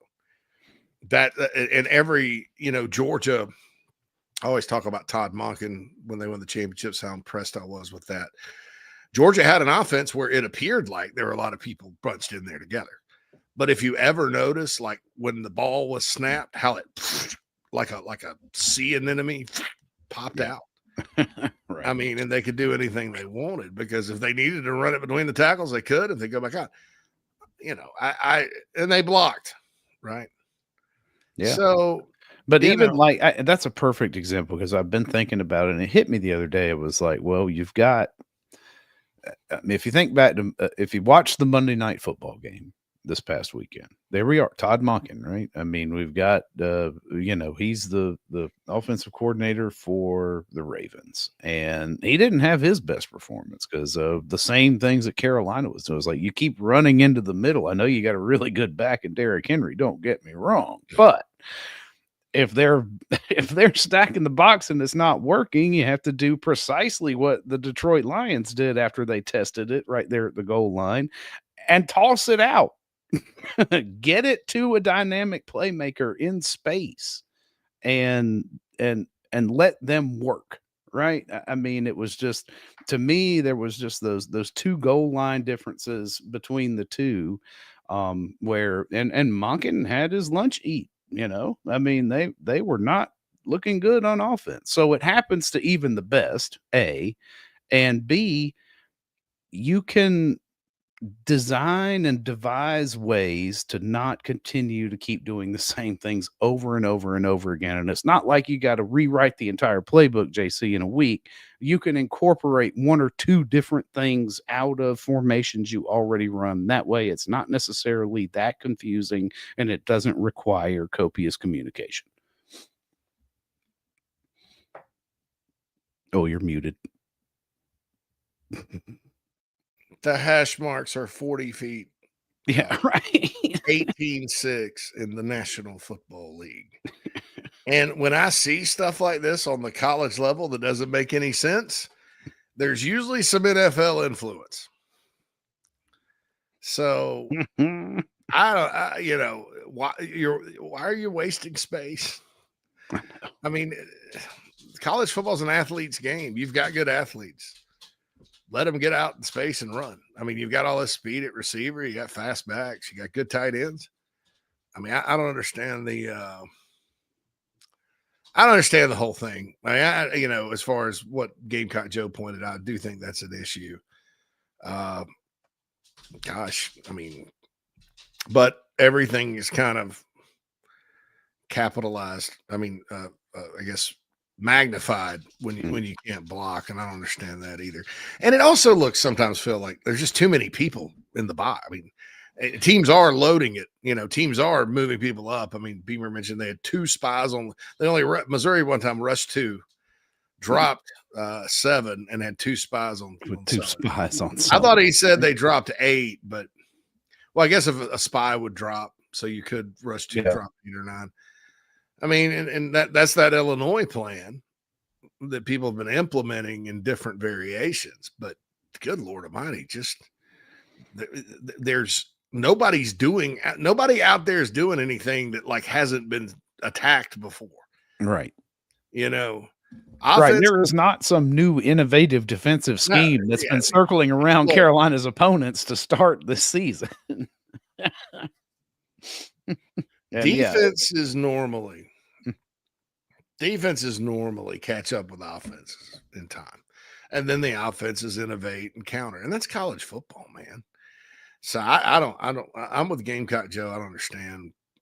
I mean, and like I said, I'll go another hash mark quote, Dowell Loggins, when he took over. And the one thing about Dowell's offense, you could say what you want about him.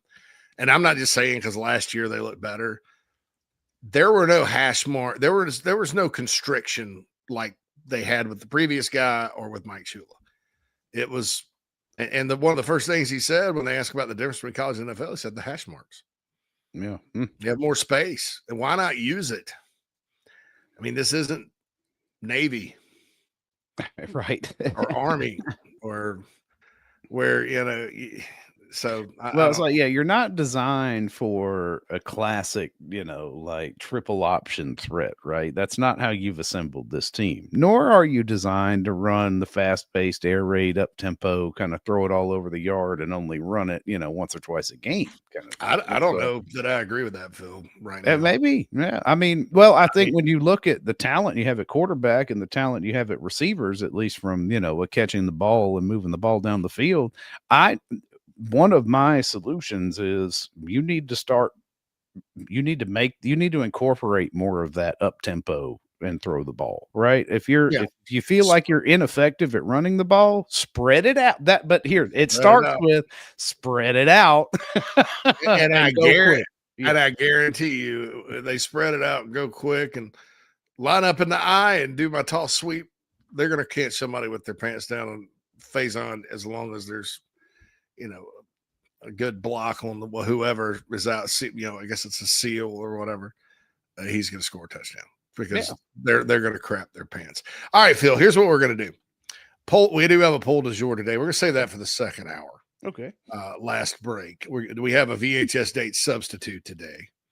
I'm pretty sure I sent you one. We're going to be talking about alternatives. Alternatives. Bad decisions. Bad decisions.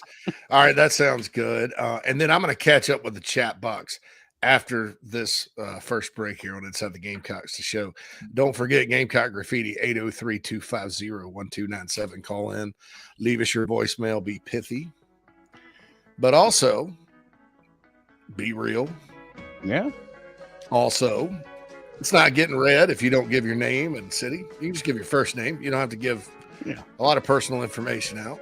And you can make it up. We're not going to know if it's real. My name is Bartholomew from Points North. That's right. Right. This is Ted. The game. All right. So catching up, Nana's Porch chat box when we get back inside the Gamecocks. The show rolls on a wide open Wednesday. We'll be back.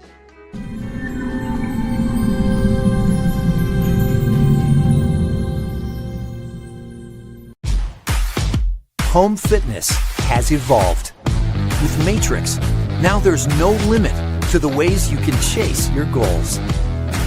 It's time to make your next workout whatever you want it to be.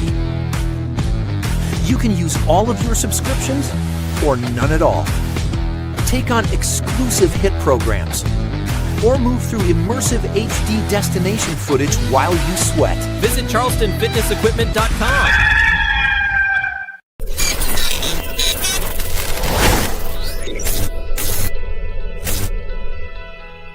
Palm Casual Patio Furniture are proud supporters of our Gamecocks.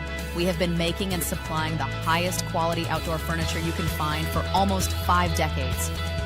If you use your outdoor space to watch the Gamecocks, make it the best it can be.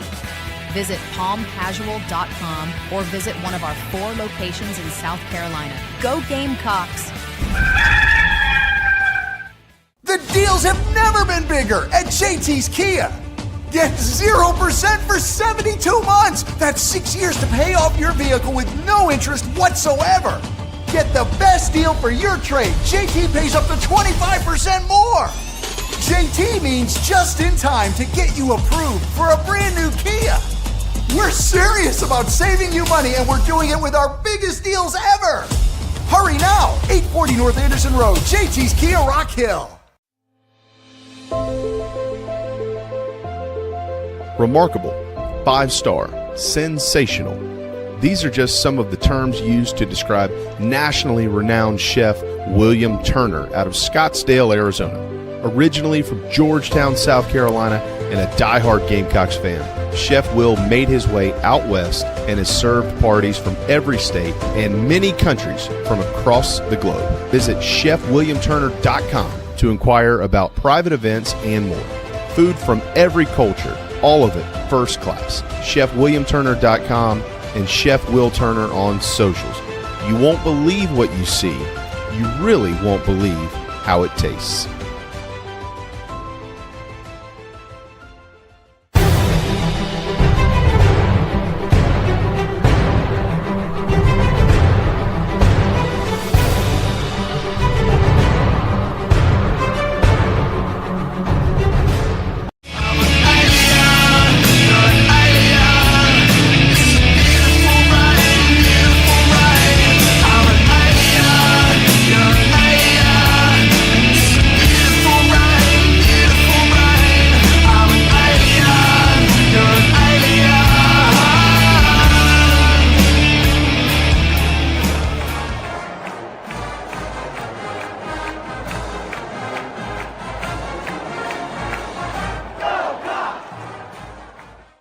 Welcome back, everybody. It is Inside the Gamecocks, the show, rolling along here on a wide open Wednesday. Going to tackle some of the thoughts and queries from the Nana's Porch chat box here in the YouTube comments. If anybody can see Kreger's comments, just let him know. He's a little worried.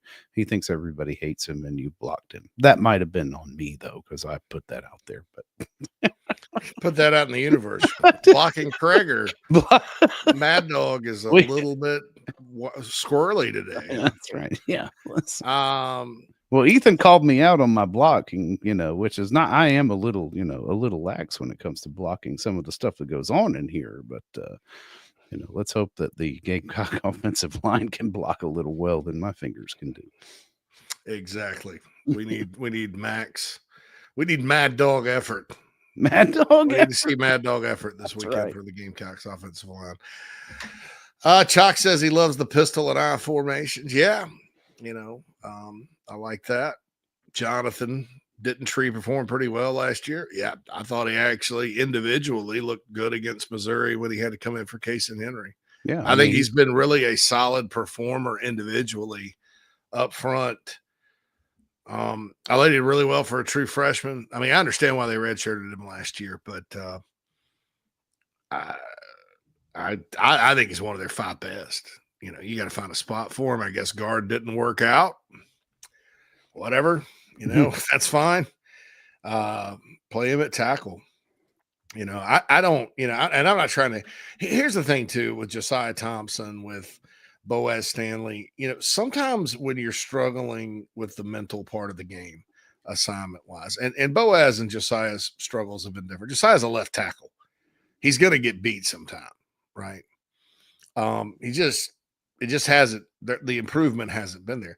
Sometimes sitting and watching kind of settles you down because you keep making mistakes. You get frustrated. You hit yourself in the helmet. Oh, stupid me, you know, and all that. And you lose confidence. And sometimes that's why coaches sit guys. Now, most offensive line coaches don't like to do that because they rightfully believe in continuity because you're 5 acting as 1. You put somebody new out there.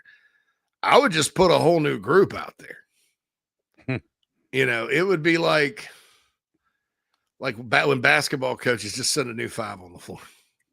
I just send a new 5 on the floor. Just, all right, we're going to do it this way now. We got depth. You don't want to play well. You don't want to do your assignments. Or it's not that they don't want to. Maybe they don't get it. Just try somebody who can. That to me is much. You got to try something different. And that was a theme. That's been a theme from Shane Beamer since the end of the game the other night. So there's hope that's occurring.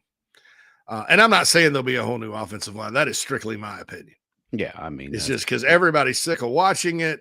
Even if these guys go out there and they miss blocks or they get run over or beat, you know, maybe there's a little bit better feeling from the rest of the offense if you got some new guys out there and say, okay, well, here we go. Who knows? But yeah, I think that needs to happen. Ethan makes a great point. When it's bad, change it or it's going to be questioned. Absolutely. Yeah, I mean, you know, and there's some glaring things that look easy to fix that just haven't been addressed or are being addressed, but not effectively. RLE says, I don't think they're letting sellers audible. Man, just about every quarterback has some audibles they can check into. I don't understand that at all if they're not, but he said, don't recall seeing him change the play at the line at all this year. I think we're all just watching the actual line though. Right. We're watching the ball being snapped, making sure that's okay. I don't know. I need to kind of look into that. Well, I mean, you don't have to have him audible. You can change the play from the sidelines. I've been talking about this SpongeBob poster board thing about the signals. They'll do that, you know. And you have, but the other thing is you also have helmet communication now. So maybe we don't see the normal check with me on the sidelines and all that. But yeah, that check with me thing used to drive people crazy. Oh, right? yeah. When everybody look over. Yeah. Well, because that's what you do. And the only reason I mentioned that is because clearly, based on Shane Beamer's comments, based on Lenore Sellers' comments, again, I didn't sit here and analyze this. And this is not look at the big brain on JC. You know, they said it. Missouri knew what was coming, and Carolina ran it anyway. You can't, unless you're the 1995 Nebraska Cornhuskers running out of the power I with Tommy Frazier and Lawrence Phillips and the option, which still makes the defense be you can't just line up in this game, in this league. In this league. And the defense has the right defense called against what you're calling. You're just like, screw it. We'll just run it anyway. Nobody does that. Mm-mm. So something's got to change. So, but RLE, I don't want to tell you that they're not letting. I'm just saying that's kind of a basic thing. Yeah. Brian says, think about this. The men's programs here at USC are looking to have some of the worst collective seasons in recent memory, and that's saying something. Football, we're all counting on doing well. That's true, and it sucks. There's been these struggles through 4 games. Different programs, baseball and men's basketball, obviously had different issues than football, but the results are what you guys care about. And I mean, obviously, you love talking process, but it's a lot more fun talking process when winning process. Successful. Yeah, because I mean, from the disappointment of men's basketball falling last year, and but here's the thing: in the baseball, football doesn't have to end that way. It doesn't have to be that way, and we're only a third of the way through the season. It doesn't have to. How about let's just take it. It doesn't have to be this way. You've heard that in movies before. It doesn't have to. Listen, man, it doesn't have to be this way. It doesn't have to be be this way. There's a reason for it. Jonathan said, "Goes, we line up a D tackle as a lead blocker and run the ball with a fullback." Well, the only fullback's Maurice Brown, I think, unless they move Dunn's there.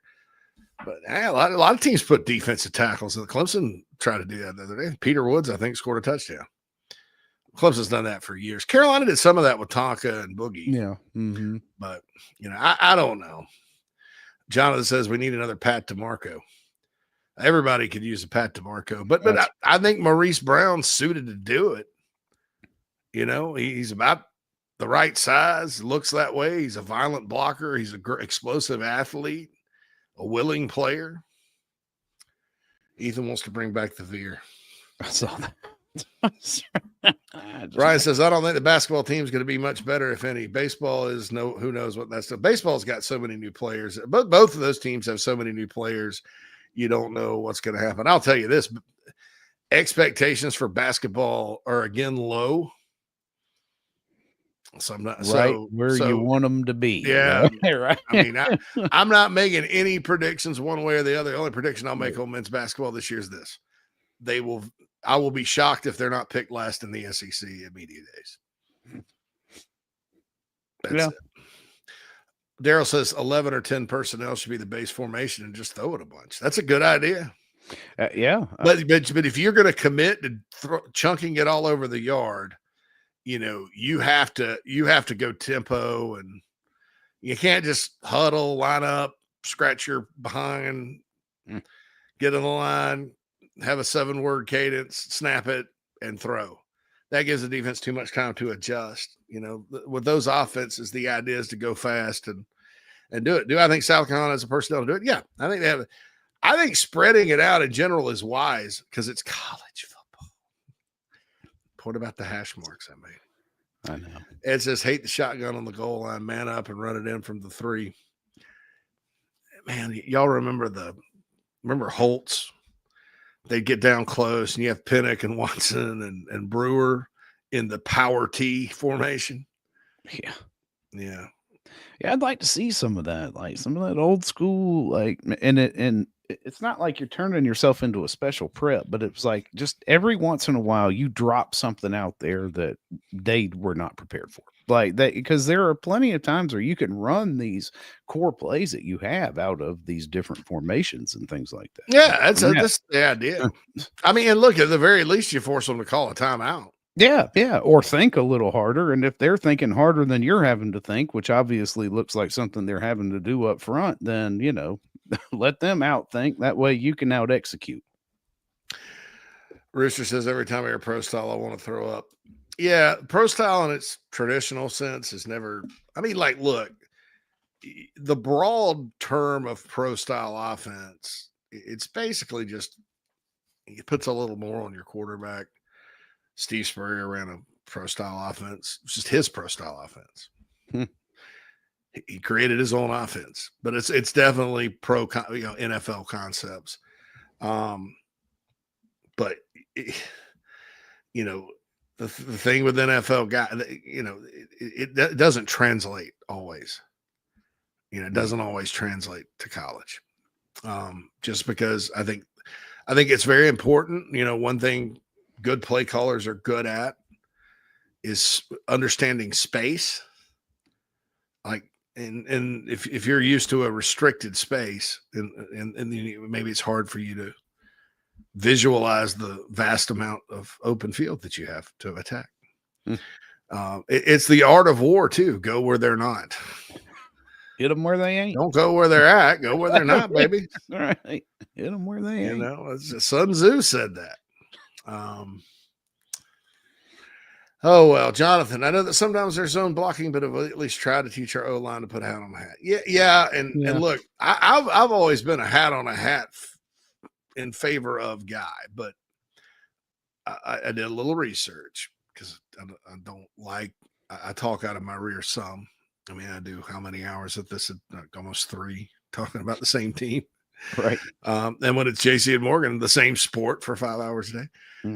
So I'm not going to be perfect all the time, but I looked it up, and one of the in gap scheme, which is man or whatever, the problem is, and they've run some of that. It's not that they've been exclusive zone.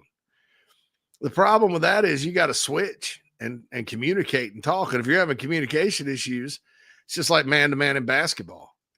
You know, if you don't switch and your man goes directly, and they're going to dunk all over the help side guy. So there's a lot more communication that goes into it in man as well. Zone is just go to an area and block whoever you see, essentially. So I'll have to change my opinion on it and say, you know, zone may be the way to go with this group. Unfortunately, now you want to kind of run more like power stuff, and you know, I don't know. I mean, I don't know. The pass blocking, as JB pointed out, it's actually gotten better.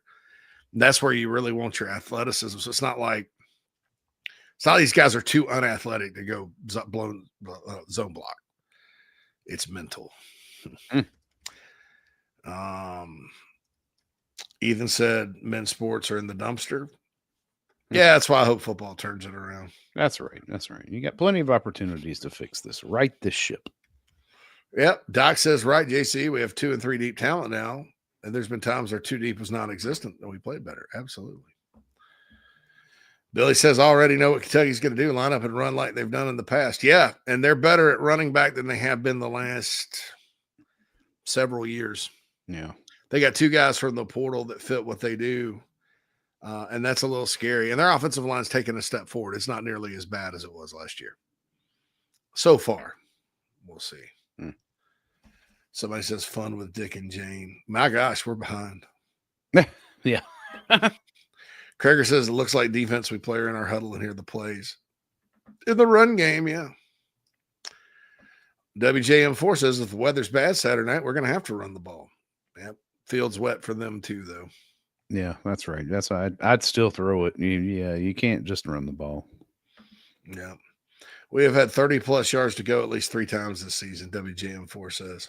Wow. What a stat. Lance says he wants H-backs, tight ends lined up in the backfield more, and sweeps and rollouts. Yeah. Yeah. Steven wants the rain out. Ethan says chucking the ball deep downfield is the only thing that's worked. Yeah, but eventually those chickens are going to come home to roost. No pun intended. Catch up with you there. It caught up with you in the fourth quarter of that game because there were a couple of missed throws and drops. So. Yeah, it's just a low percentage, but you can. I think Carolina's been okay intermediate passing game too. So that's good. Good. Jonathan says, you know who always designs great run plays? Mike Bobo. Yeah, he's one of the best they've had here. With that, feel like that bridge is burnt though, unfortunately.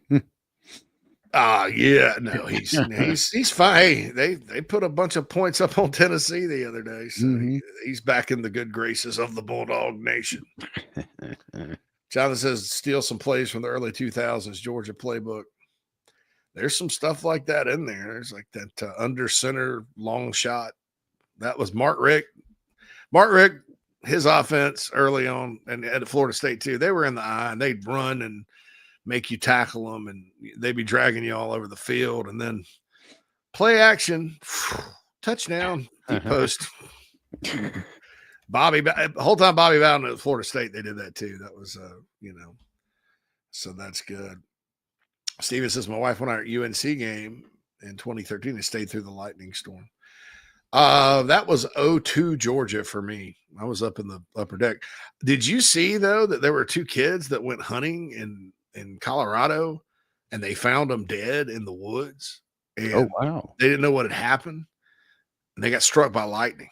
Jeez.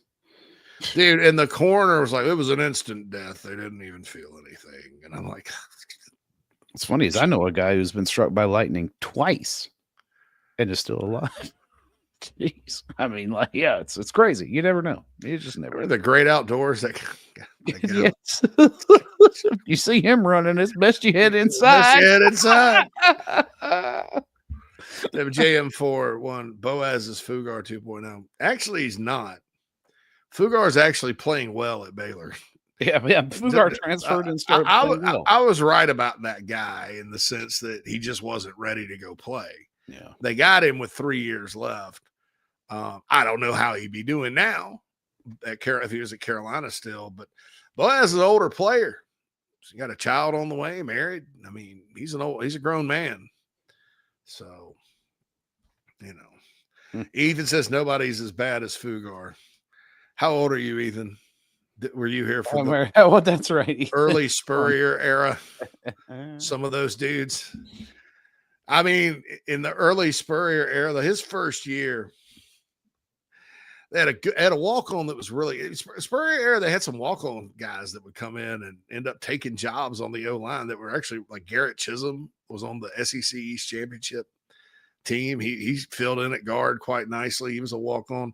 There's a walk-on named Thomas Coleman, and they finally went to him down the stretch, and lo and behold, they started running the ball. Crazy how that is, right? Funny how some things, Pimple on the blimp saw, but I guess Boaz downfield doing circles, trying to find someone. Circles. See, I don't like it when they do circles. David wants to bring back the run and shoot. Run and shoot. Micah has an optimistic theory. He says, and this is the Nana Sports chat box, by the way, for those listening and catching it on podcast. It's wide open Wednesday, so we get to everybody. Optimistic theory. Did Missouri and Vandy have a leg up on all season SC prep against Sellers? Both coaching staffs are very good, and both teams had cakewalks to open the year. Well, yes and no. Yes, they, like most schools, start scouting. They do advanced scouting. They look at opponents all summer, and they dedicate time to it. In other words, it's like, all right, this week we're going to watch everything we can on the New York Giants if you're in the NFL. That's probably, let's not use an NFL. Let's say you were Clemson, right? Okay. This week we're watching everything we can on LSU, and then next week we'll do Syracuse, Georgia Tech, and all those. And you put together your scouting reports and all that. Then you come up with your game plan, watching film, and then you watch them during the year and adjust accordingly. So I think it's like everybody said. I think, number one, Vanderbilt's defense is kind of the same defense Illinois played in the bowl. I think the difference in that game is you had the screen game came out with Rocket Sanders. They were tired. They could not stop Rocket Sanders. And you had Lenoris making the big hero play to get things going. In that game, Carolina moved the ball. They just, they didn't score. I mean, same thing in the Vandy game this year. The first touchdown against Vandy last year was that tight end pass play that they run to Josh Simon. Well, he had Dingle open. Yep. On it, I don't know if it was the same play or not, but he just missed him. So, WJM says the level of confidence Vandy came in with was insane. It is insane, but they followed the Gamecock went up by hanging 70 in a revenge game against Georgia State. Well, yeah, I don't care who you're playing. If you score 70, that's they've satisfied both of their revenge games. They've got a couple more left on the schedule, but 2 up, 2 down for Vandy. Perry Roger says something nice about Perry Orth. He says, "Well, was on Kornblut last night, so more people could see how smart that guy is."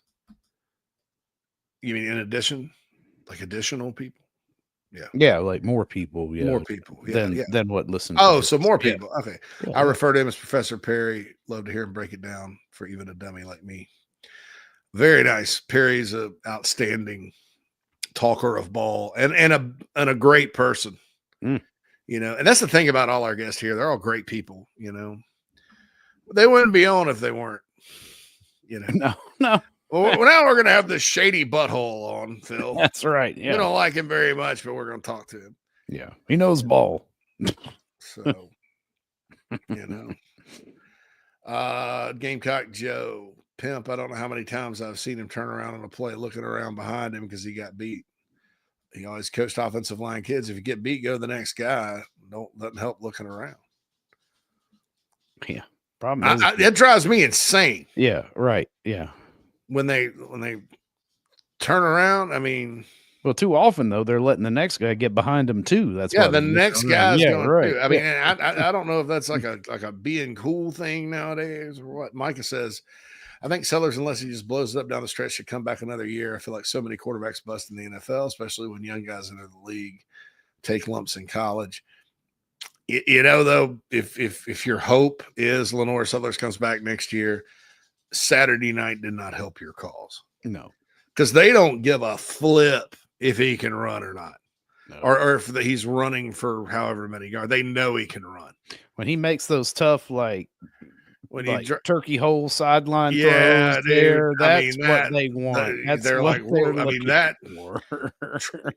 As upset as everyone is about the game, in the eyes of NFL scouts, Lenore's really helped himself.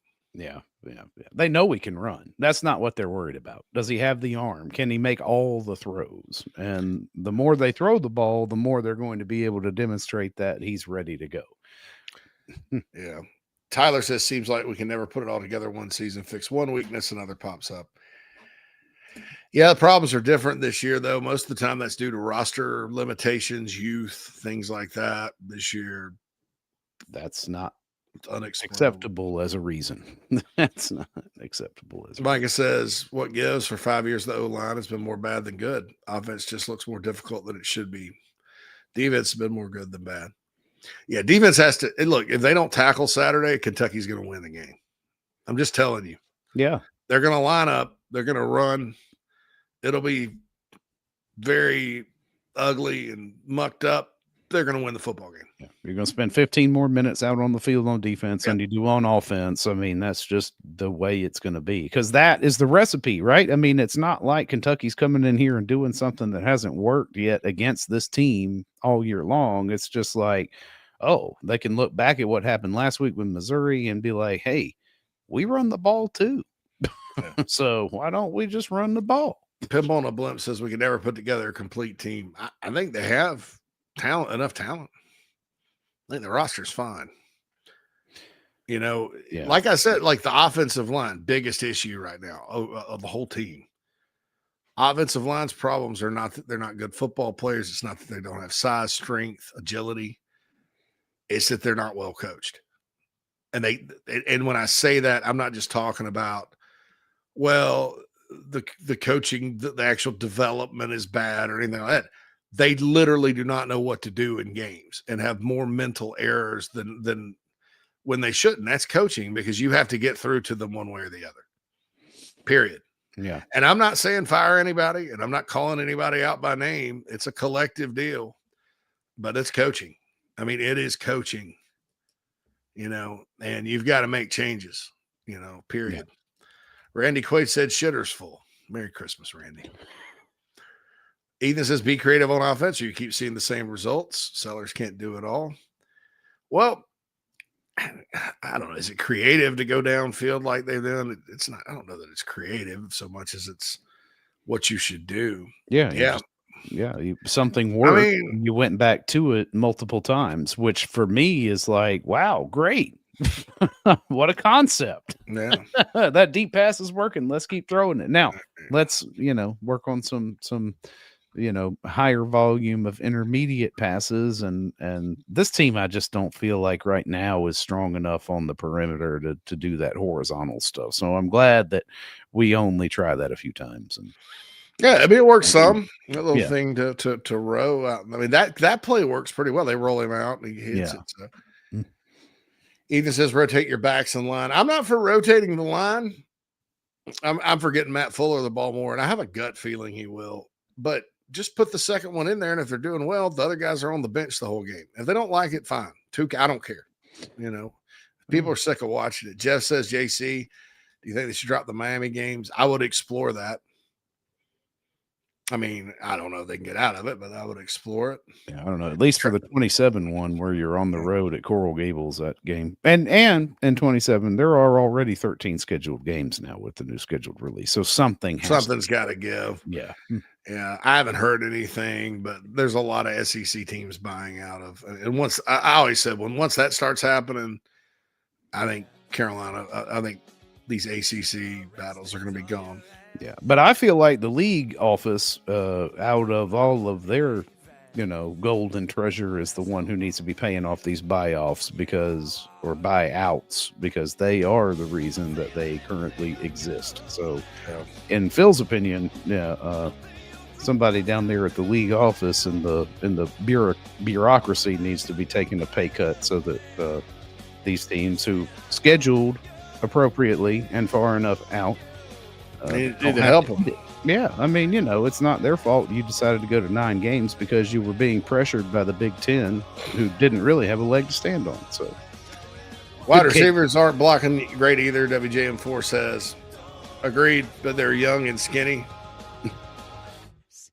So that's something to fix. Yeah. But this other stuff. Ethan says you can't run a pro style offense without pro style blocking. I'd say pro level blocking. So blah blah blah. RLE wants to go Tennessee wide. So blah blah blah. Kansas City offense, let Lenore Mahomes create with his legs. Yeah, you want to run a pro, run that.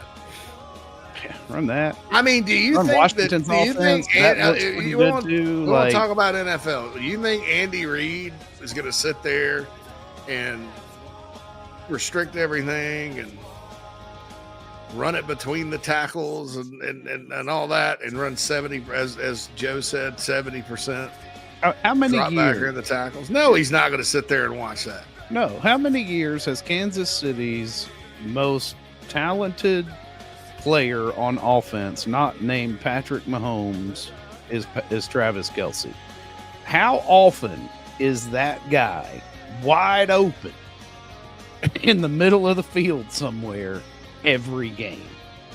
That's just how you draw it up. So, if that's what pro style looks like, then hey, scheme it up to where you got guys wide open in the field before 5 seconds ticks down.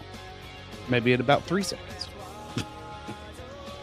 But I mean, it's just frustrating because something's not working. But and even then, it's like, hey, they're not that effective at running the ball at Kansas City this year. And maybe that's directly impacting their win-loss success. But I'm sure Andy will figure it out. But it just drives me insane. It was like, dude, everybody knows he's the best player on the field, not named Patrick Mahomes. But multiple times a game, this guy is just dropping down and sitting there wide open. So it can be done. Yeah, Dave, they did play Sidney Fugar at guard, some at Baylor. They moved inside, but he has also played tackle. All right, Tyler's watching Landman. I'm trying to hit the highlights, man. Yeah, you're good. He says pass blocking's gotten better, but they're allowing free rushers due to blown assignments. I don't know that they're assigned to get these guys on the delayed blitz. I have no idea what's going on there. I mean, it doesn't seem to have that. Haynes King reminds WJM of Connor Shaw. He's tough. Yeah, man. Tough guy. Now, I don't think you run what they're running at Georgia Tech with Lenore Sellers as far as how often they run Haynes King up the middle. Haynes is also a different runner than Lenore. He's shorter. I don't think he's listed as shorter, but he is shorter. Yeah. And he kind of twists and falls forward maybe like a Connor Shaw. But, he's going to get hurt. Yeah, he's already been hurt. High percentage of out time. Doc wants to run Matthew Fuller till he gets a blow. But he starts getting 5-6 yards a touch. Lux Legacy. JC and Phil, speaking of Little League football, we all know you always block the guy inside first. Seems to be like that's where the rush is coming from. Yeah, it's coming on a delay. It's coming from the linebackers a lot. Oh, that's a spy. Craig says, who sings this song? Is it Kate? Is it down the drain. Sponge? Sponge. Is it Sponge? I think it is. Tommy Yeah. They're in that inverted wishbone, like a power eye thing. Like a power eye thing. Harrison says Georgia Tech runs King with reckless abandon. Indeed. Yeah. That's Billy, the most positive person in the chat box always. Just line up all the receivers and sellers in the shotgun. Can't be any worse. Hey, look, Beamer alluded to this. He's like, we got to do what we got to do. He said it's hard to run the ball in this league. Maybe we just got to throw it. You have a lot of receivers. You have good tight ends. Throw it. I don't give a flip. Just score points. If you got to be a passing offense this year, great. Yeah, whatever is working is what needs to happen. Yeah, right now that's working. They forced the issue too much in all four of these games. I don't know. The Vandy game with Luke Doty in there, I saw somebody actually say Luke Doty has outplayed Lenore Sellers this year on the Big Spur today. I respect Luke Doty a lot, and I don't think it was his fault they lost to Vandy. But the turnover fest did not happen with Lenore Sellers in the game. No, he turned the ball over once. Yeah, and that was the very first time he turned the ball over all year. Rooster says King and Pavi are very similar. So is Pribula. So is Mateer. There's a lot of quarterbacks like that. Mm-hmm. Garrett Nussmeier is not quite like that, but he and Cade Klubnik are kind of in that family. You know, like it when you're doing the Animal Kingdom, Phil, the family of things. Yeah, that's right. So, anyway, the same level on the QB taxonomy. Yeah. Billy said this team hurts his drinking wallet. I haven't reached for the beer during the week yet. It's good. No. I hadn't had that. I just got to get away. Well, it was funny. It was like I had a couple of beers on Friday. I didn't drink it all on Saturday. None. Not a drop. Probably should have. Yeah, that was my fault. All right.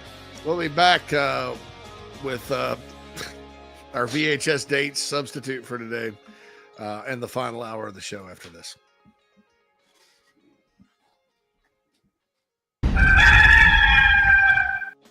Hey, this is Cornbread Cowboy, and you're listening to the show. We'll be right back.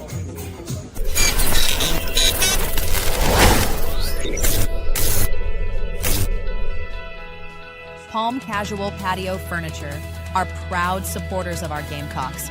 We have been making and supplying the highest quality outdoor furniture you can find for almost 5 decades. If you use your outdoor space to watch the Gamecocks, make it the best it can be. Visit palmcasual.com or visit one of our 4 locations in South Carolina. Go Gamecocks!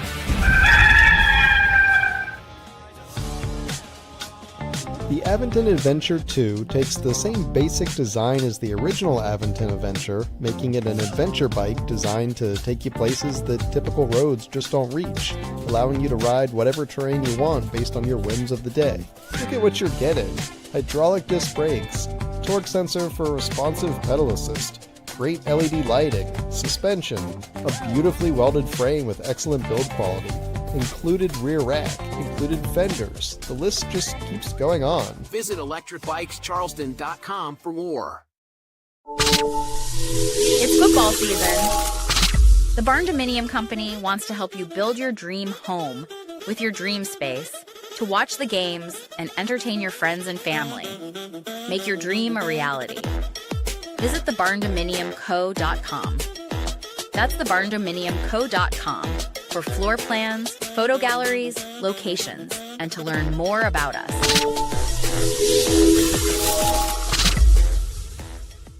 This is Larry Leitner, owner and founder of Midstate Roofing, and for nearly 30 years, we've continued to be the proven leader in the roofing and waterproofing industry. Midstate Roofing's proven history is your assurance that our professionals at Midstate Roofing will provide the proper advice, service, and results to the needs of your facility in a manner both safe and pleasing to your operation. From high-rise to hospitals, manufacturing to industrial, Midstate Roofing designs and installs bonded systems with a protective guarantee that will keep your operation dry and running long into the future. 24 hours a day, 7 days a week. And this is Blake Leitner, reminding you to protect that roof with a maintenance contract. Call me today at 803-356-1919 or online at midstateroofing.com. That's midstateroofing.com. You'll speak to an on-call technician after hours or a Midstate Roofing staff member during hours at 803-356-1919 or online at midstateroofing.com. And as always, tell them Midstate Twins. If you have a leak, let Midstate Roofing take a peek.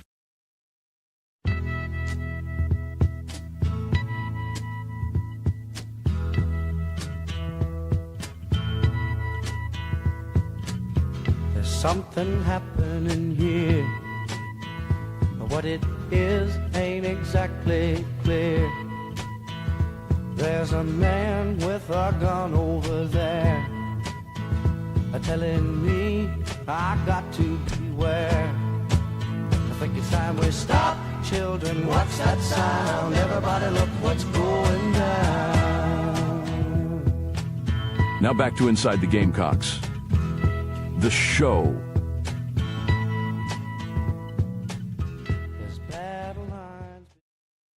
Hey kid, would you like some drugs?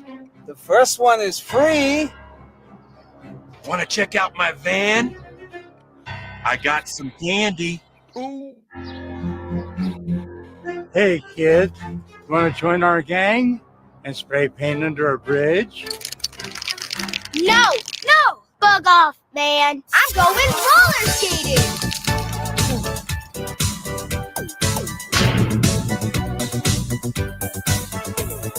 I want to be addicted to roller skating, not crack. Because we roller skate today, we will go to college tomorrow. Prison is full of people that have never roller skated. I'm Brad Armstrong, owner of Roller Kingdom in Reno, Nevada, keeping your kids off the streets since 1999. I say no to drugs. I say no to gangs. I say no to unplanned pregnancy. I say no to meth.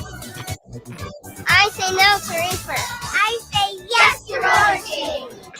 Man, this Roller Kingdom is really putting us out of business. You said it, man. This deal sucks. But you know what? Maybe we should give up this life of crime and start roller skating!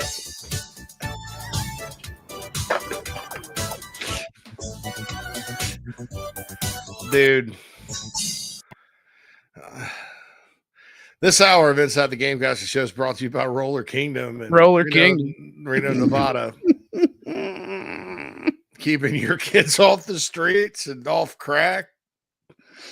Unplanned pregnancy. I say no. The one adult. I say no to unplanned pregnancy. Oh, okay. All right. Put up, Junior. All right. Bills are full of people who never roller skate. Obviously, I thought that commercial was maybe from the 80s, but obviously it's from the early 2000s because the business has been open. I didn't catch their 99 reference on my first watch either, but that anyway, it's a fantastic commercial. Dude, the guy in the car here was acting his ass. Yeah, he was. Dude, he's been taking lessons, obviously. Yes, yes. Gotten the Stanislavski method down. Since his first Stanislavski. Uda Hagen. Yes. There's I just used some knowledge I learned studying theater. Oh, that's amazing. Rust Boy. And this is interesting, Rust Boy. I talked about it on coffee today. And I think it's premature to kind of, I don't know, start pointing fingers at recruiting or the transfer portal and all that. You're not, I mean, I don't necessarily think that every year you're just going to replace guys in the portal and have them play at the highest of levels. That said, this portal class is a little different. Demetrius Knight Jr. was obviously an older guy. Justin Okoronkwo was not. I think Justin's a stud. Young linebackers sometimes make mistakes and they have to play better, and they will as the season goes on. But athletically and instinctively, he's going to be a really, really good player. So you got him. Jaylen Brown obviously was going to be one of the replacements for Kyle Kennard. I'm not saying he'd be starting right now because they really like Brian Thomas Jr. Brandon Cisse has been a heck of a pickup out of the portal. At running back, I mean, I said it all summer that, these guys aren't Rocket Sanders, but I mean, I think Faison's been fine. Portal tight ends, Dingle's played well. About the only ones, probably not. Miles Norwood, Sean Murphy. But, you're getting 7, 8 deep into the portal class. Yeah. And so I don't know that the Taylor versus Darren thing is something to visit right now at 4 games in, because obviously you're talking individual talent and not results. And so it's to be determined down the road. And I ought to say this, I think both do a really good job. Both have done a really good job. I like both those guys. WJM says had to work Sunday morning, so had to go easy on the Miller diets. Mm-hmm. Made watching the fourth quarter worse. Billy, chicken car shows up when you least expect it. Doc said, "Yeah, I had to go get a greasy breakfast Sunday. Should tell you everything." Craig says our linebackers have to play better Saturday. I don't think it's a linebackers, Craig, at all. Saturday, I watched the final touchdown that Missouri scored over and over again. Now they do have everybody on the defense has to tackle better. Yeah. But I thought Fred Johnson kind of came back a little bit. I thought he flashed some of that lateral speed a lot more in this last lateral game. speed. Yeah. Justin looks solid. They get lost sometimes, man, but that I expected that. Yeah. That said, that last play, and maybe I'm just guilty of watching that play over and over. They're on roller skates. When Jamal Thomas scored for Missouri to take the lead finally. Yeah. Mm-hmm. Dude, it was one of the worst defensive plays I've seen Carolina play in a long time. Everybody was high and stood straight up. They were getting pushed around. Brian Thomas Jr. had his back turned to the whole play. That was a concern of mine going in. It's the fourth quarter, so they're tired, obviously. I'm not hanging this on them. Everybody got blocked. There were people kind of jogging. And they didn't just get pulverized. They're just playing patty cake. I think it was David Busey. It's hard for me to tell. But I think it was like a 13, I think. He comes flying in, and I give him credit for it. Because I think he realized, look, if I don't go do this, nobody else is making this I'm the last hope. Flying in. But if he'd have made contact, that guy may have fumbled. If he'd have squared him up. But he missed him. Yep. Kind of had it, grabbed his ankle, and the guy had an angle on him or whatever. He's the only guy with a shot. They just ran it right in the end zone. And that kind of stuff is disappointing and cannot happen. I don't care how tired they are. So, Harrison says the linebacker unit hadn't looked nowhere near like they did in the Virginia Tech game. Harrison, I think they looked better against Missouri than against Vanderbilt. Yeah. Linebackers. Yeah. Not talking about the rest of these guys. Yeah. And when you consider the level of competition that we now realize it was, so vastly different than what we had at Virginia Tech and Atlanta versus Vanderbilt and Missouri, it's like, okay. I think with Fred and Justin both, and those are the ones that need to be playing, in my opinion.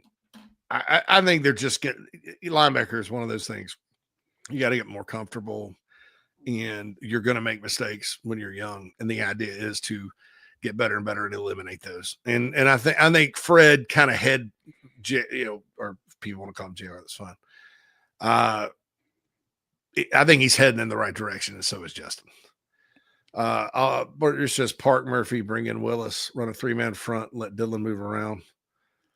Beamer said they were moving Dillon around, but I sure haven't seen it. I haven't seen it that much either. And I thought that was a key to the season. Yeah, it's not a lot. If they go through, if they went 3-man front, I don't think it's wise to have Dillon play with his hand in the dirt. You need a bigger guy.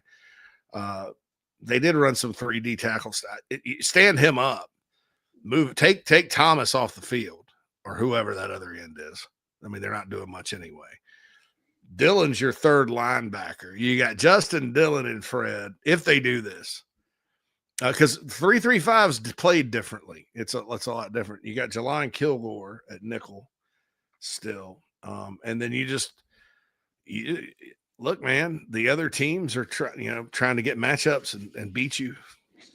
You can do the same on defense, I think. I would love to see that. No idea if it's a plan or not. No, right. Yeah. And I think it would help Dylan play more free and less frustrated. And look, I was never in favor, Houston Texans, Deke Adams, whoever decided to do it, of standing Jadeveon Clowney up. Right. He's a hand in the dirt, pass rusher, blow up running plays. Like, to me, Dylan is a lot more like some of those jack linebacker types they have in Alabama and Georgia that do both. Right? He's an end, an edge, but in a 3-man front, he's a holy terror. He's like a pass rushing outside linebacker in the NFL. You know, he's built differently than Jadeveon Clowney is. He's a different build kid. Mm-hmm. And he did some standing up and moving around in high school. I would do that. Get him going. Let him just kind of have free line up where you want to ability, right? I mean, because they know it's coming. And I think he could find success attacking, you know, the interior of offensive lines just because it's the exterior of the line. The tackles are keyed in on this guy, right? I mean, and he's getting the double teams on the edge. So get him off the edge and you know, I don't know, stun him up the middle. We've seen that work against us. What why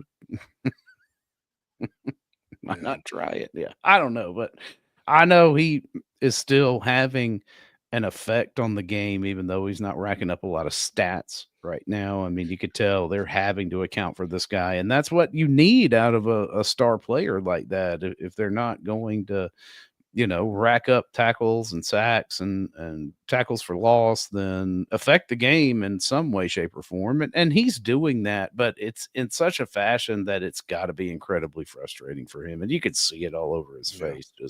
He's just wanting to produce more and just not able to. Matthew says, "Hey fellas, hey man. Everybody's talking about the roller skating ring. David says college guys need to be paid on performance game by game, not giving them a big check before the season. They don't get a big check before the season; they get it monthly. Yeah.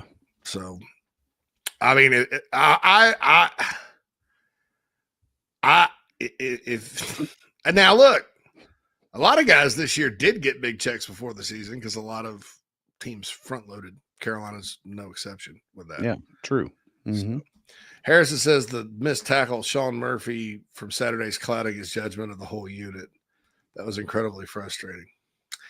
I can't say I'm surprised. I was happy with the reports from Sean Murphy over the summer, you know, and I was hopeful that, you know, he was productive down the stretch at Florida State, but let's just say he needs to play a whole lot better. And it's not just being in the right spot. It's putting his face in the fan and liking it's it. the fundamentals, right? And you can't be a guy that shies away from contact if you're playing at linebacker. I'm sorry. It's just not how that works. It's never been successful. Yeah. Queen of the Cox is baffled they didn't put Dillon on the backup tackle last week. They left him on the right tackle all night. I didn't like that at all. That looked like an exploitable matchup that they kind of took and kind of let go. They need to move him around. I mean, that's another thing that doesn't make sense on the defense, switching to that side of the ball. Mm-hmm. I mean, to me, it doesn't make sense on the defense on offense that you're running plays into the. It just doesn't look like it's. There's just some maddening things going on right now, and I'm not one that sits there and you guys know me. And I'm not one that sits there and blames everything. There's people out there that blame everything on offensive play call. Oh, yeah, right. You know, well, play calling. Oh, my God, play calling. I'm like, this is an Xbox. You know, sometimes you dial the right ones up and we never see them. It's like a great script that never makes it. Right. Because another studio buys it and puts it on the shelf or something. I don't know. I don't know the right analogy for it.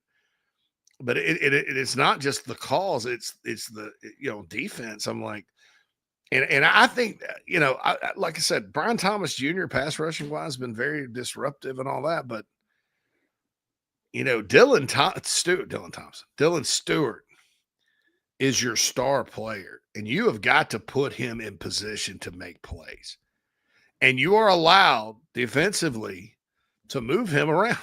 There's no rule against that. He can still be an edge defender and I mean, line up over a guard. I've seen the defense shift and stuff before under Clayton. I don't understand what they're doing right now with him specifically. I think the defense has played tough and gritty and all that, but you got to move Dylan Stewart around. I mean, because he's getting and the more frustrated he gets, like, look, he played through it the first 2 games. I mean, this guy, it's got to be terrible for him. Well, it manifests itself in things like, okay, somebody mouths off at you and you've just had enough. You're already through the roof with the frustration. And next thing you know, this mouthy quarterback says something and you react without thinking because you're in the 4th quarter and you slap him in the face. Did he deserve to be slapped in the face? I don't know. Probably. Yes. He probably said some stupid shit. But at the same time, if you're having success, then it balances that out a bit. I got you. Bryce says Sheila should implement the RPO to soften the linebackers to run it in there, pull and dump to the tight end. They cover the tight end, hand it off, keep Sellers to run.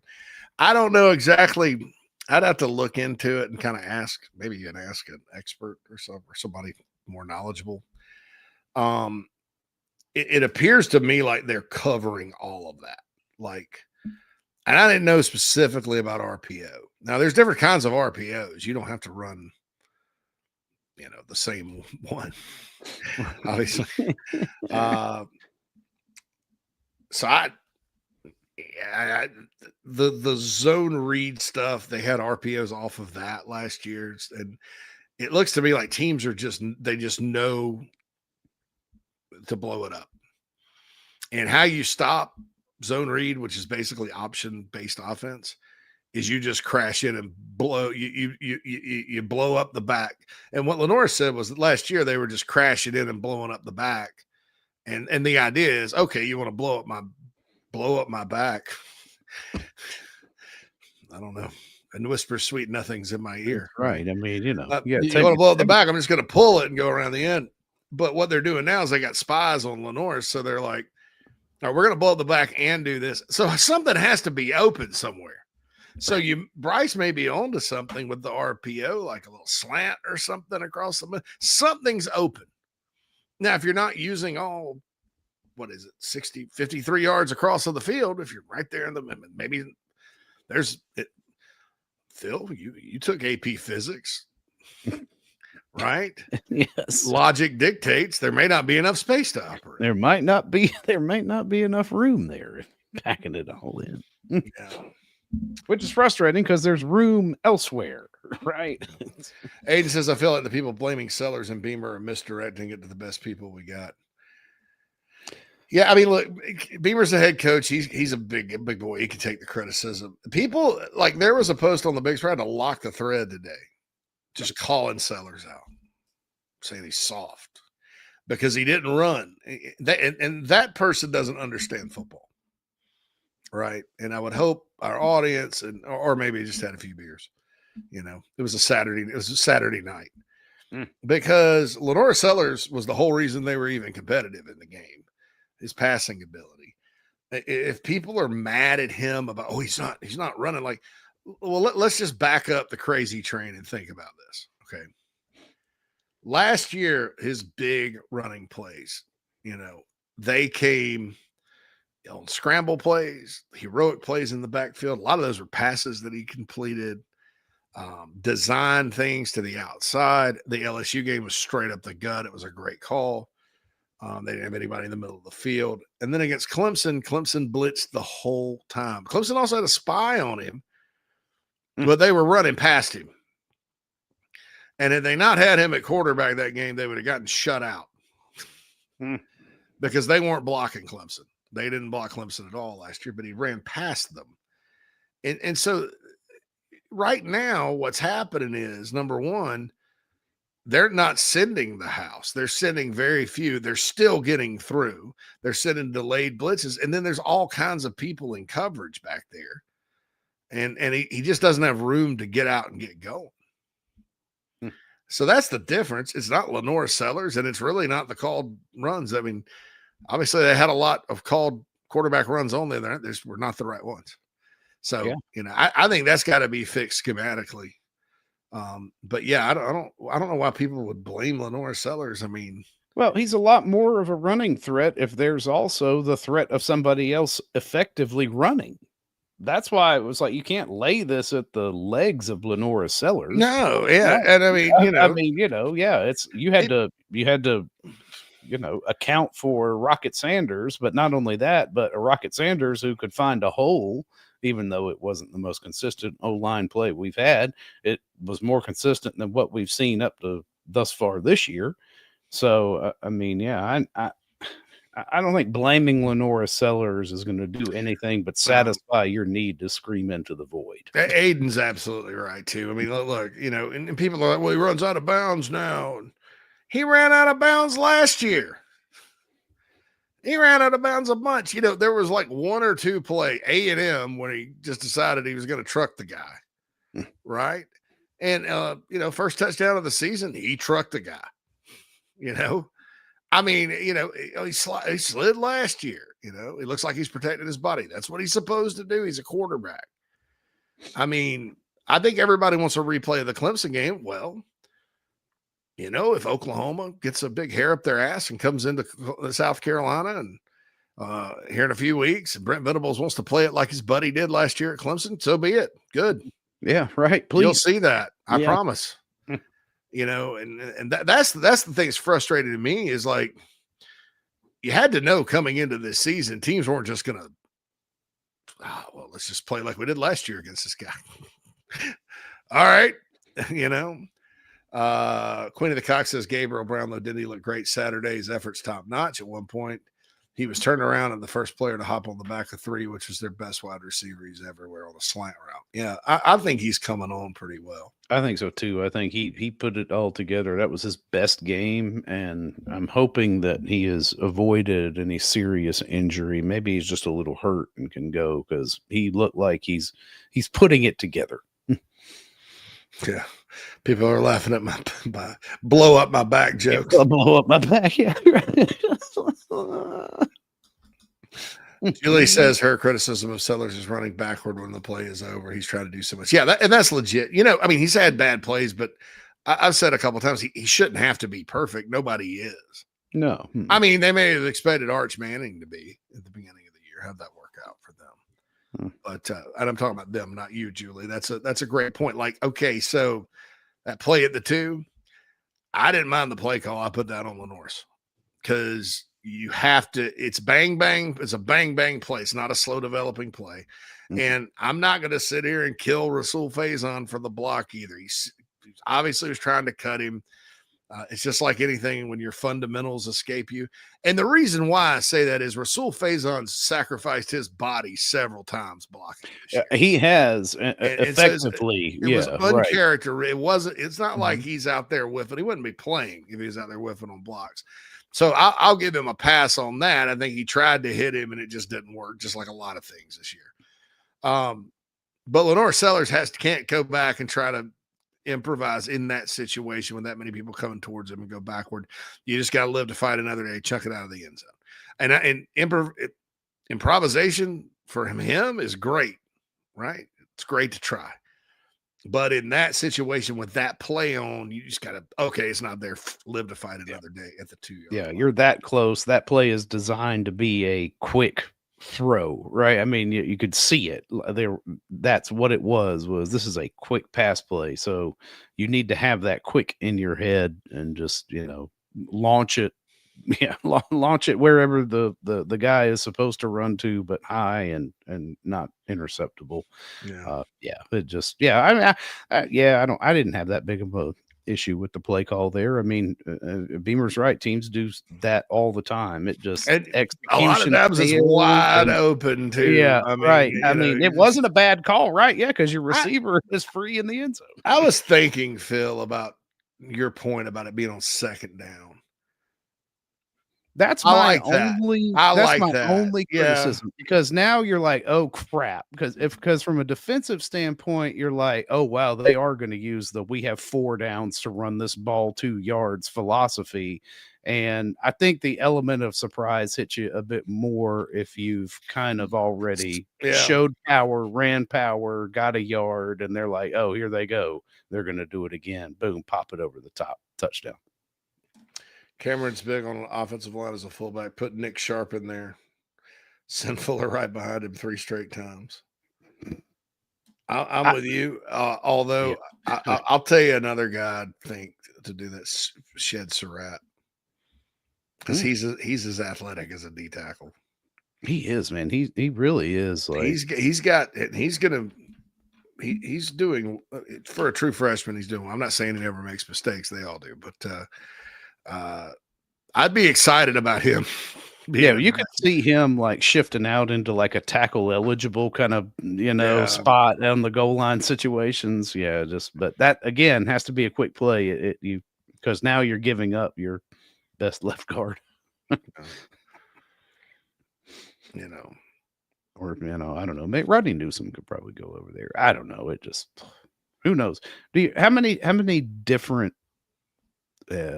starters do you expect on the O line this week, JC? None. Based on history. I mean, I guess. I mean, yeah, because Kaysen technically was starting, so if he's back, and a lot, Phil. Just to be honest, I'm just kind of talking out my butt there. But to be honest, it kind of depends on who's healthy. Yeah, right. Yeah, that's the one X factor, obviously. Yeah, because if Henry's hurt, then Big Tree's going to hold it down at right tackle, which he should be at left tackle, and they should just use Shivers and use Jatavius Shivers. Yeah, right. I don't know. 74, I think would benefit a lot from riding the pine because I think sometimes entitled over there. I think sometimes that helps. Absence makes the heart grow fonder. Yeah, and it same was true like, in sports. You kind of like, well, I'm not used to not playing, and you got to earn it. You got to play well to play. Yeah. Mm-hmm. Ethan says with the line that much better last year, was Rocket just that good? The line's better this year. It's more talented this year, but they were more effective last year. They don't know what they're doing this year. Right. Last year, the left guard would get blown up, or Josiah as a true freshman would get beat, or sometimes Torricelli Simpkins would get beat, or Vershawn would get beat, or Kaysen would get beat. And it was what it was, you didn't hear all this mess about assignments and communication and all that. You did early, and then they got it together. But whatever they did blocking scheme-wise against Texas A&M last year, I don't know, maybe pull that out of the let's pull dust that out off. of the archives, dust that off, and take her for a spin. Right. That's but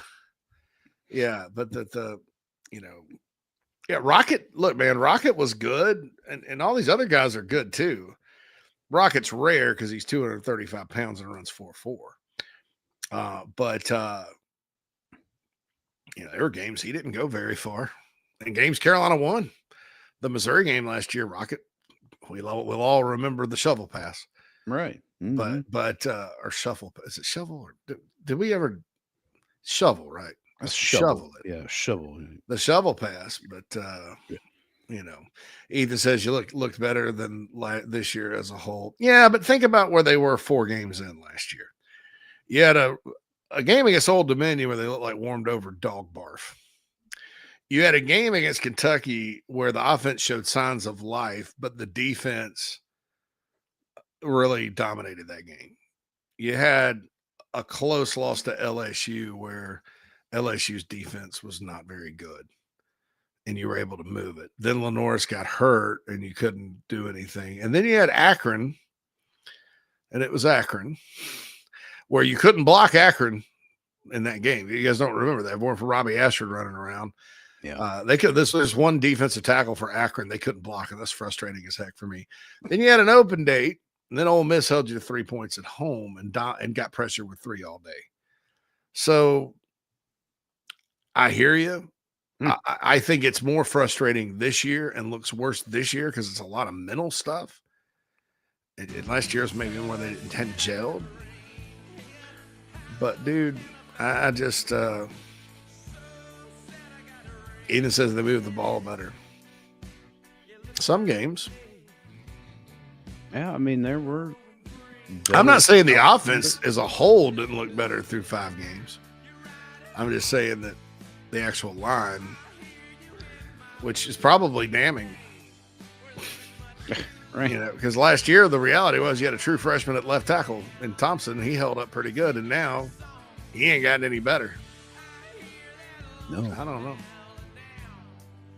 Yeah, it just you're gonna have to figure out some answers quick. You're not gonna have any time to do it drastically for this Saturday, but you need to do what it's going to take to win, and then do a couple of weeks of soul searching to put it together to make a run. I mean, a lot of this stuff's nothing to. I mean, because then you win this weekend. Let's say you win convincingly. Carolina's good enough to go out there and beat the tar out of them. Beat them like a sea bass. Like a I don't know. Like a bad donkey. Cameron liked Nolan Hay before he got injured. I think he got injured. Yes, I don't know if he'll play or not. Yeah, I'll tell you what, RJ Newsome hung in there pretty well, though. That was his best game, especially pass blocking.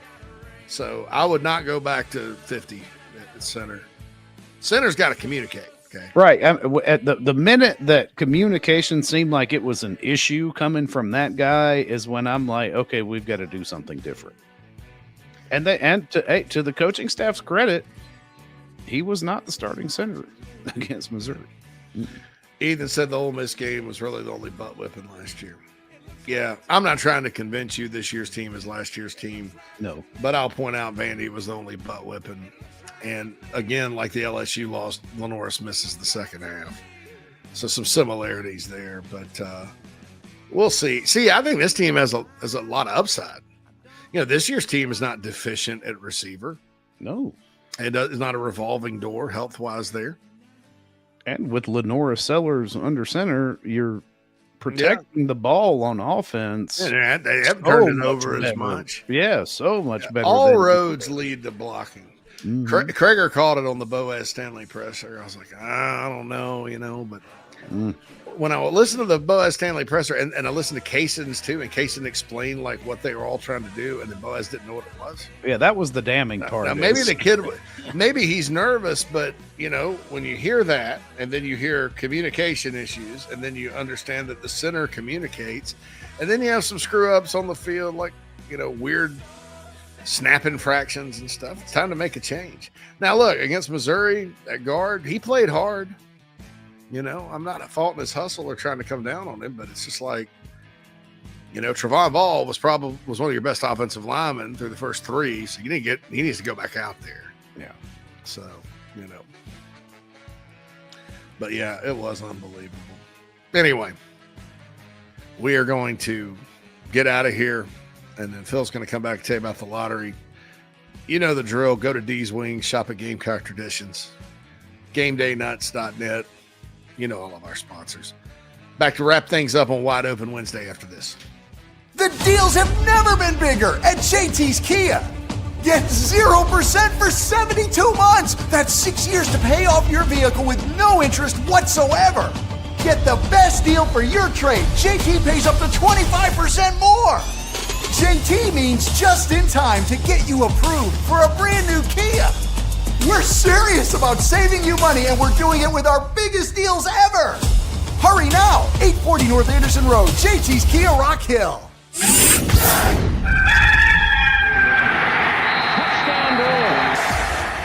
Hey folks, it's Mike Morgan for Ryan Brewer Fence. That's right, you know the former Gamecock legend as a terrific college football player. Well, I know him as that too. I also know him as the guy that runs a great business, one of the best businesses in South Carolina. How do I know that? Well, for one, I'm actually a client of Ryan's. I had my home in Columbia done years ago, and his crew did an outstanding job, just as he does for everybody else. Whether you're in the market for a fence, railings, columns, or anything in between, their craftsmanship, their experience, and and service second to none. Ryan Brewer Fence has over 15 years of experience with consultation and installation of residential and commercial fencing and railings. Rest assured your job will be done with an unparalleled level of expertise, and it's done on time, and they do it right the first time. Again, you're not going to do any better than Ryan Brewer Fence. The website is ryanbrewer.net. Set up an appointment today. Tell him Mike sent you.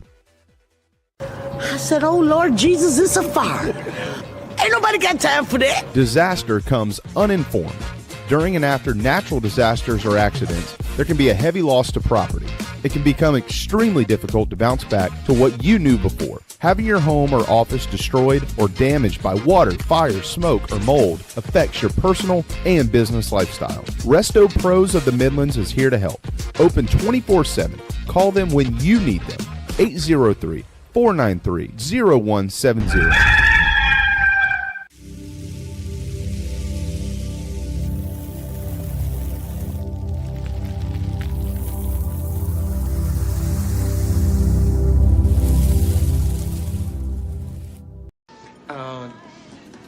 What is the soup du jour? It's the soup of the day. That sounds good. I'll have that.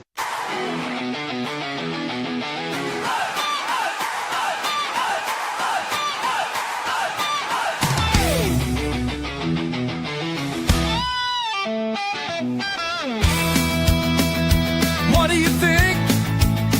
What do you know? It's the poll of the day here on the show. Big Spur, poll du jour on the show.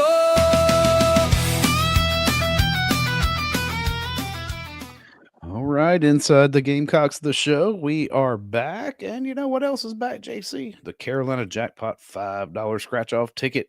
And you can get your chance to win up to $200,000, all while supporting future Gamecocks across the state. And don't forget, after you play, enter for your second chance to win on the Players app.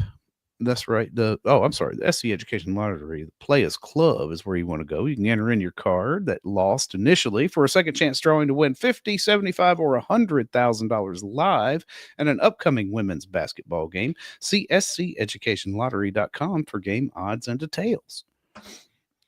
Nice. Poll du jour. The We're poll talking of the about day. blowing backs out, and now we're going to look at your poll. Look at the poll.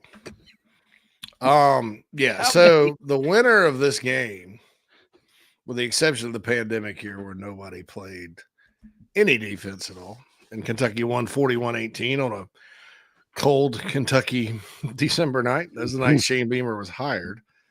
The winner of this game has not scored more than 24 points since 2014. Kentucky won 45-38 in that one. That was a memory I didn't like. But it was really the first time Stoops got the Gamecocks, too, and then he kept getting them.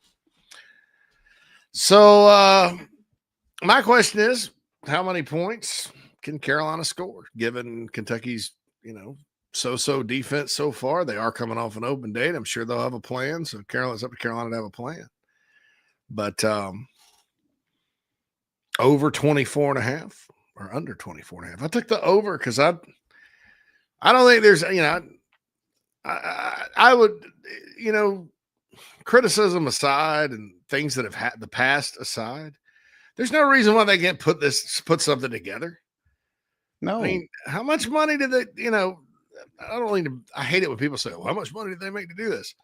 Well, there's a reason why they get paid as football coaches at this level, is to get it together and get their players to do things. And, players make NIL money too. We have share money too. So this is the expectation, is you're going to go fix this and play better. And there's no reason at home at night why you can't go play better. No. And there's going to be pressure because the minute something bad happens on offense, it's going to be like a big belch. The whole stadium will smell like stale Miller Lite. Yeah. But, get off to a good start. Make Kentucky play from behind. They got a young, inexperienced quarterback. Make them feel like they got to go throw the ball and make some things happen. I think you can have a successful night.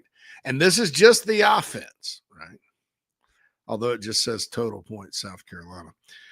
This is just supposed to be the offense, and it's offense. Last year, I know Carolina scored 31, but the offense scored 24.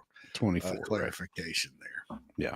I took the over too. I feel like your best case scenario is to, throw the ball here early, put the pressure on their, what would probably be wide-eyed redshirt freshman quarterback if they're in a 14-point hole because you've had a couple of quick strike, or we'll say one methodical opening drive and then a quick strike in drive number 2, and then just set it up to keep everything in front of you, and tee off on an inexperienced signal caller back there. I'm expecting an offensive outpouring greater than we have seen now in over a body of 5 games.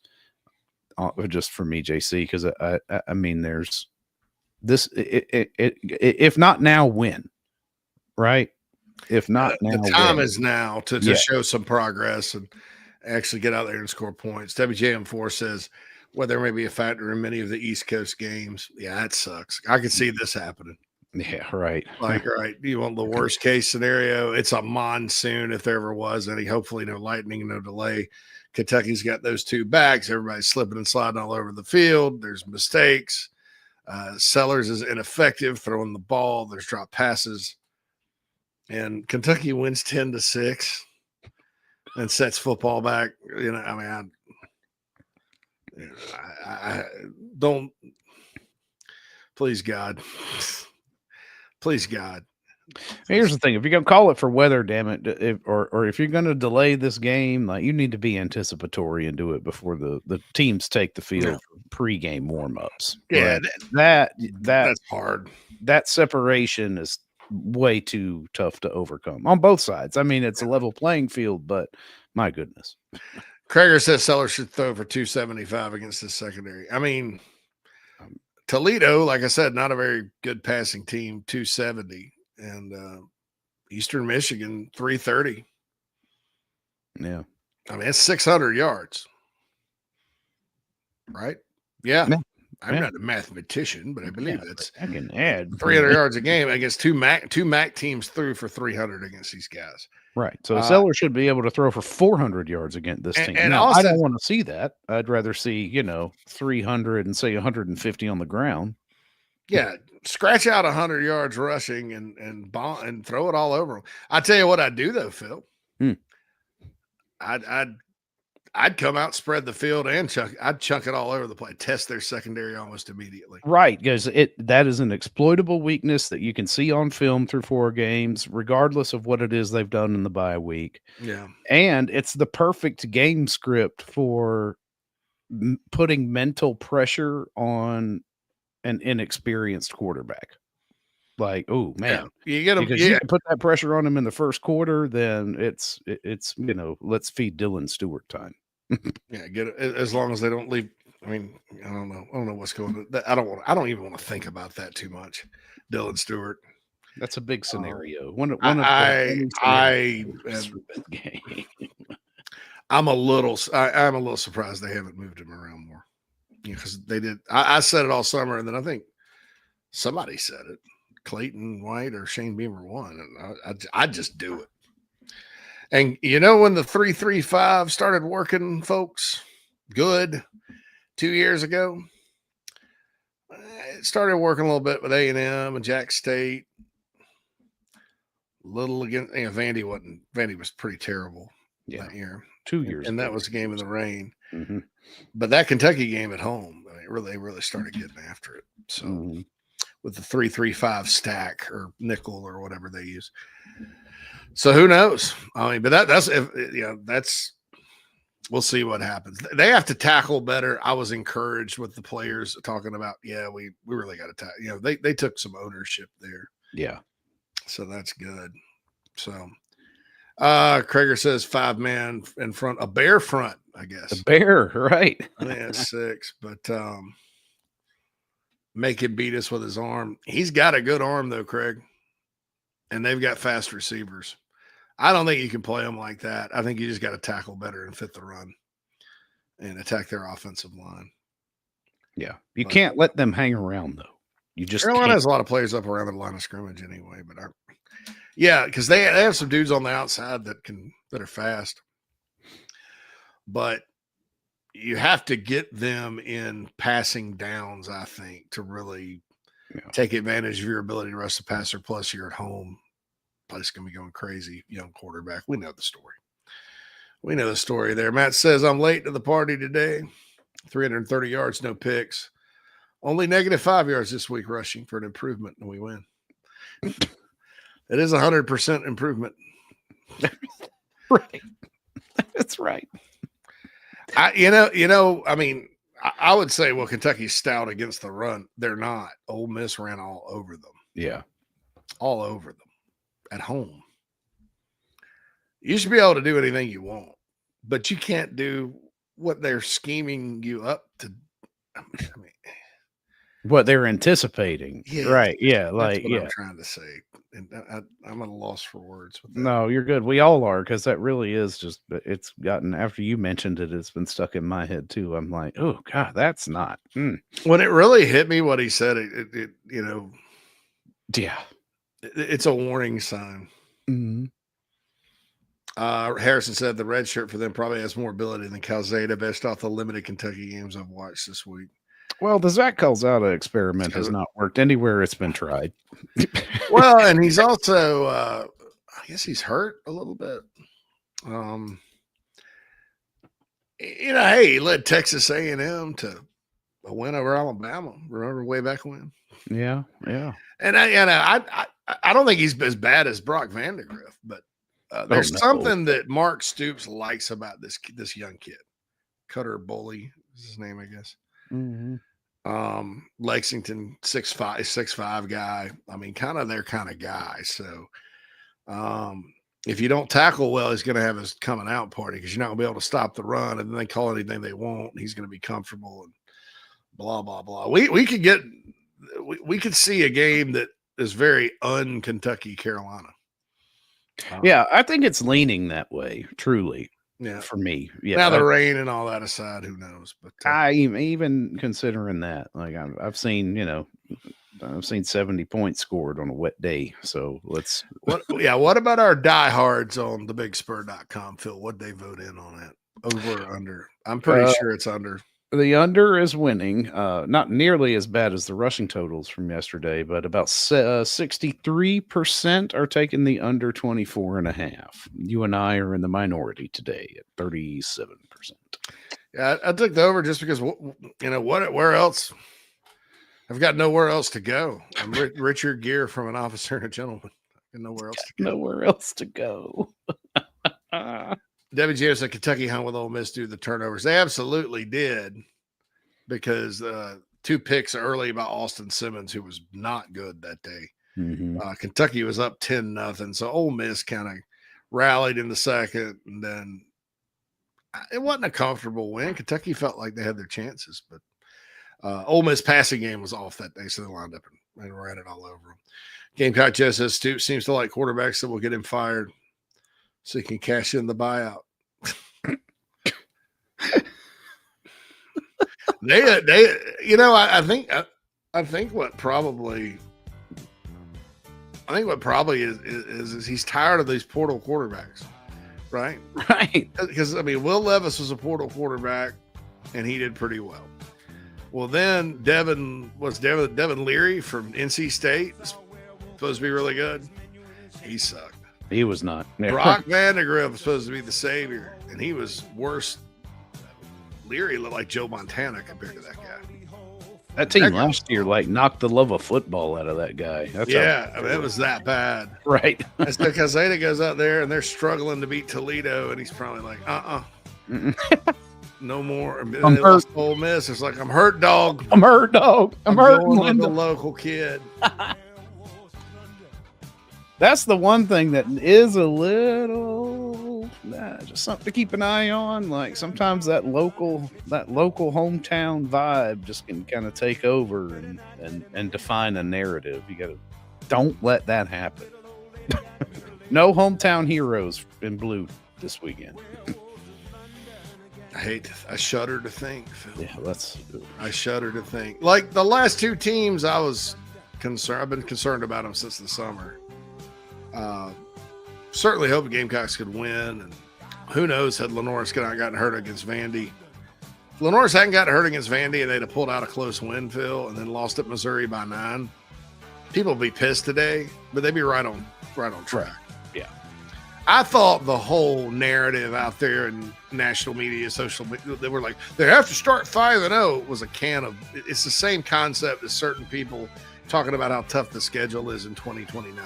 Yeah, that's, and as I look back, I was like, I'm glad I wasn't too guilty of that, although it was very enticing and juicy to talk about a what if. But yeah, you don't have to run the table.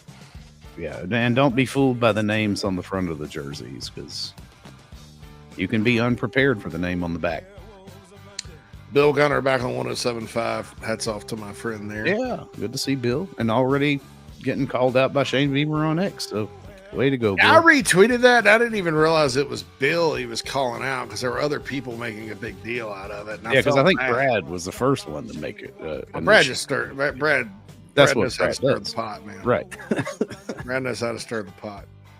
I did not take it. And sometimes like I don't let it people get do. to me anymore. It eats the skin off my face sometimes, unless he's just inaccurate about something. You know, I like Brad as a person. Yeah. But there's a reason I don't really tweet. But for the grace of God, it could be me out there, not meaning necessarily to piss thousands of people off, but get a thought in my head, putting it out. Boy, if everything that came in my head went out on Twitter, it would probably be both hilarious, terrifying, frustrating, anger-inducing, all that at the same time. I'll just keep all that to myself. That's right. Yeah, listen, that's me and my wife talk all the time, and you know she gets the brunt of that. Yeah, that's where you can let that out. That's where just say whatever's on my mind.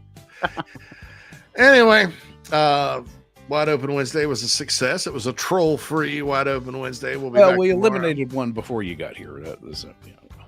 Oh, good. No, yeah, it wasn't even that offensive. No, it was terribly offensive. Don't get me wrong.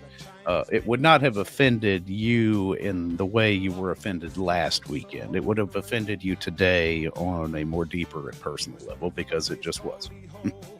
And so we eradicated his ability to do that again. Is the same guy? No, different guy. I don't know. It could have been the same guy. I mean, it's a handle that was. Was it directed at me?